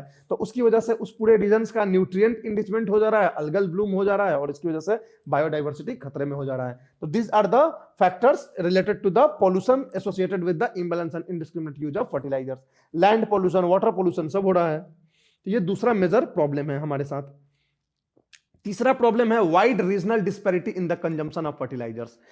फर्टिलाइजर्स के कंजम्पशन में वाइड रीजनल डिस्पैरिटी है। अगर फर्टिलाइजर्स का आप कंजम्पशन देखोगे तो Punjab, Haryana, western UP huge amount of fertilisers use कर रहा है, जितना फर्टिलाइजर्स हम प्रोड्यूस कर रहे हैं, और बाकी स्टेट्स जो है बहुत कम यूज कर रहे हैं। तो there is a wide regional disparity. क्यों? क्योंकि वहां के फार्मर्स जो है वेल ऑफ हैं, वहां के लोग जो हैं बड़े बड़े फार्म्स हैं, कमर्शियल स्केल पे वहां पे फार्मिंग होती है। बाकी कंट्रीज में जो है सब्सिस्टेंस फार्मिंग हो रही है, यानी अपने खाने के लिए, अपने पेट भरने के लिए लोग फसल उगा रहे हैं। तो this is the reason there is a wide regional disparity. There is a leakage of subsidy. Subsidy जो गवर्नमेंट दे रही है उसमें एक लीकेज हो रहा है। किस तरह का लीकेज हो रहा है? तो कई तरह से वो लीकेज हो रहे हैं। अब तक हमने इनएफिशिएंट मैन्युफैक्चरिंग रिजीम को हमने क्रिएट कर रखा है। क्यों क्रिएट कर रखा है ऐसा? क्योंकि हम जो सब्सिडी प्रोवाइड करते आ रहे हैं कंपनीज को, वो कॉस्ट प्लस बेसिस पे हम प्रोवाइड कर रहे हैं। यानी कोई कंपनी अगर 1 kg यूरिया बना रही है 100 रुपया में, तो हम ये बोल रहे हैं कि जो आपका कॉस्ट लगा उसका हम 10% आपको जो है कमीशन दे देंगे सब्सिडी के रूप में। तो ये 10% से इसका 110 हो गया। अब कोई कंपनी 50 रुपया में ही अगर 1 kg यूरिया बना दे तो इसको क्या बेनिफिट होगा? 5 रुपए का। तो कोई कंपनी क्यों चाहेगी कि इफेक्टिवली हम इसको बनाएं? कंपनी चाहेगी कि हम जितना महंगा में हो उतना महंगा में फर्टिलाइजर बनाएं। तो ये cost plus basis of providing subsidy जो है, इसकी वजह से ये एक तरह से प्रमोट कर रहा है इनएफिशिएंट मैन्युफैक्चरिंग को, महंगे दामों पर मैन्युफैक्चरिंग करने को मजबूर कर रहा है किसको? मैन्युफैक्चरर्स को। तो ये जब जो प्रैक्टिस हम अब तक करते हुए आए हैं, इसकी वजह से ह्यूज अमाउंट ऑफ सब्सिडी जो है ये मैन्युफैक्चरर्स ले रहे हैं, राइट? तो ये चीज हो गया। दूसरा होता है diversion of subsidies for urea other purposes. जो सब्सिडी यूरिया के लिए दी जा रही है, यूरिया जो आ रहा है वो अदर पर्पसेस के लिए, इंडस्ट्रियल पर्पसेस के लिए यूरिया को डाइवर्ट कर दे रहे हैं। और ये क्यों हो रहा है? क्योंकि जो सब्सिडी यूरिया पे दी जा रही है ये किसी एक पर्टिकुलर यूज, केवल एग्रीकल्चरल फील्ड में यूज करने के लिए दी जा रही है। इंडस्ट्रियल यूज ऑफ यूरिया पे कोई सब्सिडी नहीं है। यानी कि आप यूरिया खरीद के अपने फसल में, अपने खेत में यूज करोगे तो आपको सब्सिडाइज्ड रेट पे यूरिया मिलेगी, लेकिन उसको अगर खरीद के आप इंडस्ट्रीज में यूज करोगे तो सब्सिडाइज्ड रेट पे नहीं मिलेगी। तो क्या करने लगे इंडस्ट्रीज कि वो फसल के नाम पे, फसल खेत में यूज करने के नाम पे यूरिया खरीद के और इंडस्ट्रीज में यूज करने लगे। तो this is the diversion of subsidies. इसके लिए गवर्नमेंट ने काफी सारे स्टेप्स लिए हैं। Lack of access for small farmers, और ये सब इतना ज्यादा लीकेज हो रहा है कि स्मॉल फार्मर्स को तो सब्सिडाइज्ड यूरिया मिल ही नहीं रहा है। लार्ज फार्मर्स जो हैं वो तो अपने कार्टेल के थ्रू, अपने इन्फ्लुएंस के थ्रू कहीं से अक्वायर कर ले रहे हैं, लेकिन लॉस कौन जा रहा है? स्मॉल फार्मर्स, जिसको एक्चुअल में सब्सिडी की जरूरत है। तो ये हो गया हमारा मेजर जो लीकेज ऑफ सब्सिडी हो गया। फिर जो हमारा नेक्स्ट प्रॉब्लम आ रहा है वो आ रहा है टाइमली डिस्ट्रीब्यूशन की। टाइमली डिस्ट्रीब्यूशन की होती है मतलब कि ये जो है हमने क्या कर रखा है कि कैनलाइजेशन ऑफ इंपोर्ट या रेगुलेटेड मार्केटिंग ऑफ फर्टिलाइजर्स का रेजिम क्रिएट कर दिया है। यानी कि हम जो है फिक्स करते हैं कि ये फलाने फलाने कंपनी को ही केवल इंपोर्ट करना है और मार्केटिंग जो है हम ही डिसाइड करेंगे कि कहां कैसे मार्केटिंग होगी फर्टिलाइजर्स की, यूरिया की। तो इसकी वजह से टाइमली डिस्ट्रीब्यूशन ऑफ फर्टिलाइजर्स नहीं हो पा रहा है, यानी जिस समय जरूरत है फार्मर्स को फर्टिलाइजर्स के उस समय हमारे पास, और या जिस रीजन्स में जरूरत है उस रीजन्स में फर्टिलाइजर्स अवेलेबल नहीं है। तो क्यों है? क्योंकि गवर्नमेंट की जो पॉलिसी है वो काफी टाइट पॉलिसी है फर्टिलाइजर्स के प्रोडक्शन और इंपोर्ट को लेकर। There is canalisation of imports. Government जो है फिक्स करती है कि ये लोग जो है इस टाइम में इंपोर्ट करेंगे। ये लोग कंपनीज फ्री नहीं है अपने मन से इंपोर्ट करने के लिए या अपने मन से प्रोड्यूस करने के लिए या अपने मन से फर्टिलाइजर्स को बेचने के लिए। और लास्ट आता है huge burden on exchequer. Around 71,000 crore government paid की है लास्ट फाइनेंशियल ईयर में सब्सिडी के रूप में इसको। तो this is the 71,000 crore rupees are used as a subsidy, are spent on subsidy for fertilisers. तो ये सब बेसिक चैलेंजेस हैं हमारे फर्टिलाइजर्स के रिजीम में कि कैसे फर्टिलाइजर्स क्या होता है। अब गवर्नमेंट ने क्या क्या स्टेप लिया है फर्टिलाइजर्स को ये करने के लिए, जो फर्टिलाइजर सिस्टम है उसको रोबस्ट बनाने के लिए। सबसे पहले स्टेप्स टेकन में nutrient based subsidy scheme for potash and phosphoric fertilizers लाई है। अर्लियर क्या था कि पोटास और जो हमारा फास्फोरस था ये भी रेगुलेटेड प्राइस में था, तो इसकी वजह से लोग जो है इसको सस्ते दाम में खरीदते थे, सब्सिडी बर्डन गवर्नमेंट पे बहुत ज्यादा होती थी, तो गवर्नमेंट ने इसको न्यूट्रिएंट बेस्ड स्कीम स्टार्ट किया। अब इसके में आप सजेशन के रूप में बोल सकते हैं कि ये जो न्यूट्रिएंट बेस्ड सब्सिडी स्कीम है ये यूरिया के लिए भी होना चाहिए। ये यूरिया के लिए नहीं है, जिसकी वजह से ये सारा प्रॉब्लम हो रहा है। लोग जो है यूरिया सस्ते में पा जा रहे हैं और उसको जो है इनडिस्क्रिमिनेट यूज कर रहे हैं, जिसकी वजह से मेजर प्रॉब्लम्स हो रहे हैं हमारे एग्रीकल्चर में। फिर नीम कोटिंग ऑफ यूरिया गवर्नमेंट ने शुरू किया। जो यूरिया जो है बाकी पर्पसेस के लिए डाइवर्ट ना किया जाए, इसके लिए नीम कोटिंग गवर्नमेंट ने शुरू कर दिया, ताकि वो कहीं और यूज नहीं होगा। जनरली हम इसको फार्म में ही यूज करेंगे। और नीम कोटिंग से हमें और भी फायदे हैं कि सॉइल में भी नीम कोटिंग होने के यूज होने से स्लो एब्जॉर्प्शन ऑफ फर्टिलाइजर्स होगा, तो उससे भी हम धीरे धीरे हमारे फर्टिलिटी बढ़ेगी इससे। और तीसरा गवर्नमेंट ने किया डायरेक्ट बेनिफिट ट्रांसफर शुरू किया टू कंपनीज। देखो यहां एक हमेशा ध्यान रखना, डीबीटी जो डायरेक्ट बेनिफिट ट्रांसफर सब्सिडी की होती है वो जनरली कंज्यूमर्स के अकाउंट में जाती है, जो लोग फार्मर्स हैं उनके अकाउंट में जानी चाहिए, बट यहां ऐसा नहीं होता है। फर्टिलाइजर के केस में डीबीटी का मतलब कुछ और होता है। फर्टिलाइजर के केस में जो गवर्नमेंट जो बेनिफिट देती है, जो सब्सिडी देती है, वो कंपनीज को ही देती है रादर देन द फार्मर्स को। लेकिन वो अब दे रही है according to the actual point of sale. पहले क्या होता था कि आपने जो है कितना फर्टिलाइजर्स मैन्युफैक्चर किया उस बेसिस पे आपको सब्सिडी मिल जाती थी। कोई कंपनी जो है सपोज 10 टन फर्टिलाइजर्स मैन्युफैक्चर किया तो उस बेसिस पे उसको गवर्नमेंट सब्सिडी दे देती थी। और गवर्नमेंट ये नहीं देखती थी कि जो 10 टन फर्टिलाइजर उसने प्रोड्यूस किया वो यूज कहां हो रहा है, एग्रीकल्चर में यूज हो रहा है कि इंडस्ट्रियल पर्पस में यूज हो रहा है। तो there was a wholesale diversion of fertilisers, एक तरह से होलसेल डाइवर्जन हो रहा था फर्टिलाइजर्स का। लेकिन अब गवर्नमेंट ने क्या किया है कि रिटेल स्टोर्स पे उसने पीओएस मशीन लगा दिया है, और वो पीओएस मशीन जो है एक्चुअल पॉइंट ऑफ सेल जो होता है उसके बेसिस पे फर्टिलाइजर्स कंपनीज को क्या मिलेंगे, सब्सिडी मिलेंगे। अब ऐसे ओपनली सब्सिडी नहीं मिलेगी मैन्युफैक्चरिंग के बेसिस पे। कितने पॉइंट, किन किन लोगों को आपने बेचा, इसका ब्यौरा आपको देना पड़ेगा। जो भी लोग फार्मर्स आएंगे खरीदने के लिए वो अपना आधार डिटेल देंगे या अपना किसान कार्ड देंगे, तब उनको जो है ये लोग देंगे फर्टिलाइजर्स, और वो जो है गवर्नमेंट को शो करेंगे कि इतने लोगों ने ये फलाने फार्मर्स ने फर्टिलाइजर्स हमसे लिए और उसके बेसिस पे इनको सब्सिडी दी जाएगी। तो this is the direct benefit transfer which is given to companies on the basis of actual point of sale. ये जो है जो मास डाइवर्जन ऑफ फर्टिलाइजर्स होता है इसको रोकेगा, राइट। क्योंकि अब तो डाइवर्जन के लिए आपको दिखाना पड़ेगा कि किसको आपने बेचा। अब इसमें जो है गवर्नमेंट और स्टेप्स ला सकती है। ये जो स्टेप्स जो गवर्नमेंट लाया of course it is helpful, but इसमें कुछ स्टेप्स आप अपने तरफ से सजेस्ट कर सकते हैं। अपने तरफ से क्या सजेस्ट कर सकते हैं कि सबसे पहले जो नो डिनायल पॉलिसी है फार्मर्स की, इसको रोकना चाहिए। नो डिनायल पॉलिसी मतलब कि कोई भी आदमी जो है कितनी बार भी कितना भी फर्टिलाइजर सब्सिडाइज्ड रेट पे ले सकता है। तो अब वो फार्मर्स उसको यूटिलाइज कर रहा है फार्म में कि नहीं कर रहा है, क्योंकि लोग ही उसको लेके और इंडस्ट्रियल पर्पसेस के लिए बेच रहे हैं, नोबडी नोस, राइट। केवल जो लिमिट है वो इस बात की लिमिट है कि एक फार्मर्स एक बार में कितना लेगा। जो लिमिट है वो एक बार में लेने की लिमिट है, और वो कई बार भी ले सकता है। अपने जो हाईएस्ट लिमिट है, अपर लिमिट है, वो कितनी बार वो लेगा इसकी कोई लिमिट नहीं है। तो so there is a no denial policy. कोई भी आदमी आ रहा है फर्टिलाइजर्स के लिए तो उसको सब्सिडाइज फर्टिलाइजर्स मिलेगा। तो इस पॉलिसी को थोड़ी सी चेंज करने की जरूरत है। फार्मर्स के पास कितना फार्म है, कितना वो एग्रीकल्चर कर रहा है, इस बेसिस पे हमें डिसाइड करना चाहिए कि उसको कितना सब्सिडाइज रेट पे यूरिया या कोई भी जो सब ये मिलेगा मतलब फर्टिलाइजर उसको दी जाएगी, ये करना चाहिए। फिर गवर्नमेंट को जो है यूरिया को जो नॉन एनबीएस स्कीम से बाहर रखा है उसके अंदर उसको भी डाल देना चाहिए, ये भी कर सकते हैं। और धीरे धीरे हम जो डीबीटी जो है वो फार्मर्स के अकाउंट में ट्रांसफर करने लगेंगे, जो अभी हम कंपनीज के अकाउंट में कर रहे हैं। तो ये 3 जो है मेजर जरूरत है अभी रिफॉर्म्स की in the field of fertilisers की, कैसे फर्टिलाइजर्स को हम ये कर रहे हैं, सेल कर रहे हैं, क्या कर रहे हैं। तो this is all about the infrastructural determinants of agriculture. ये सब डिटर्मिनेंट्स के बेसिस पे हमारे यहाँ एग्रीकल्चर का स्टेटस डिसाइड होता है। तो आप इरिगेशन के बारे में जान गए, सीड्स के बारे में जान गए, फर्टिलाइजर्स के बारे में जान गए। तो this was all about the today's lecture, right. अब नेक्स्ट लेक्चर में हम क्रॉपिंग पैटर्न की बात करेंगे और अलाइड एग्रीकल्चर एक्टिविटीज की बात करेंगे, राइट। तो this is all for today, thank you.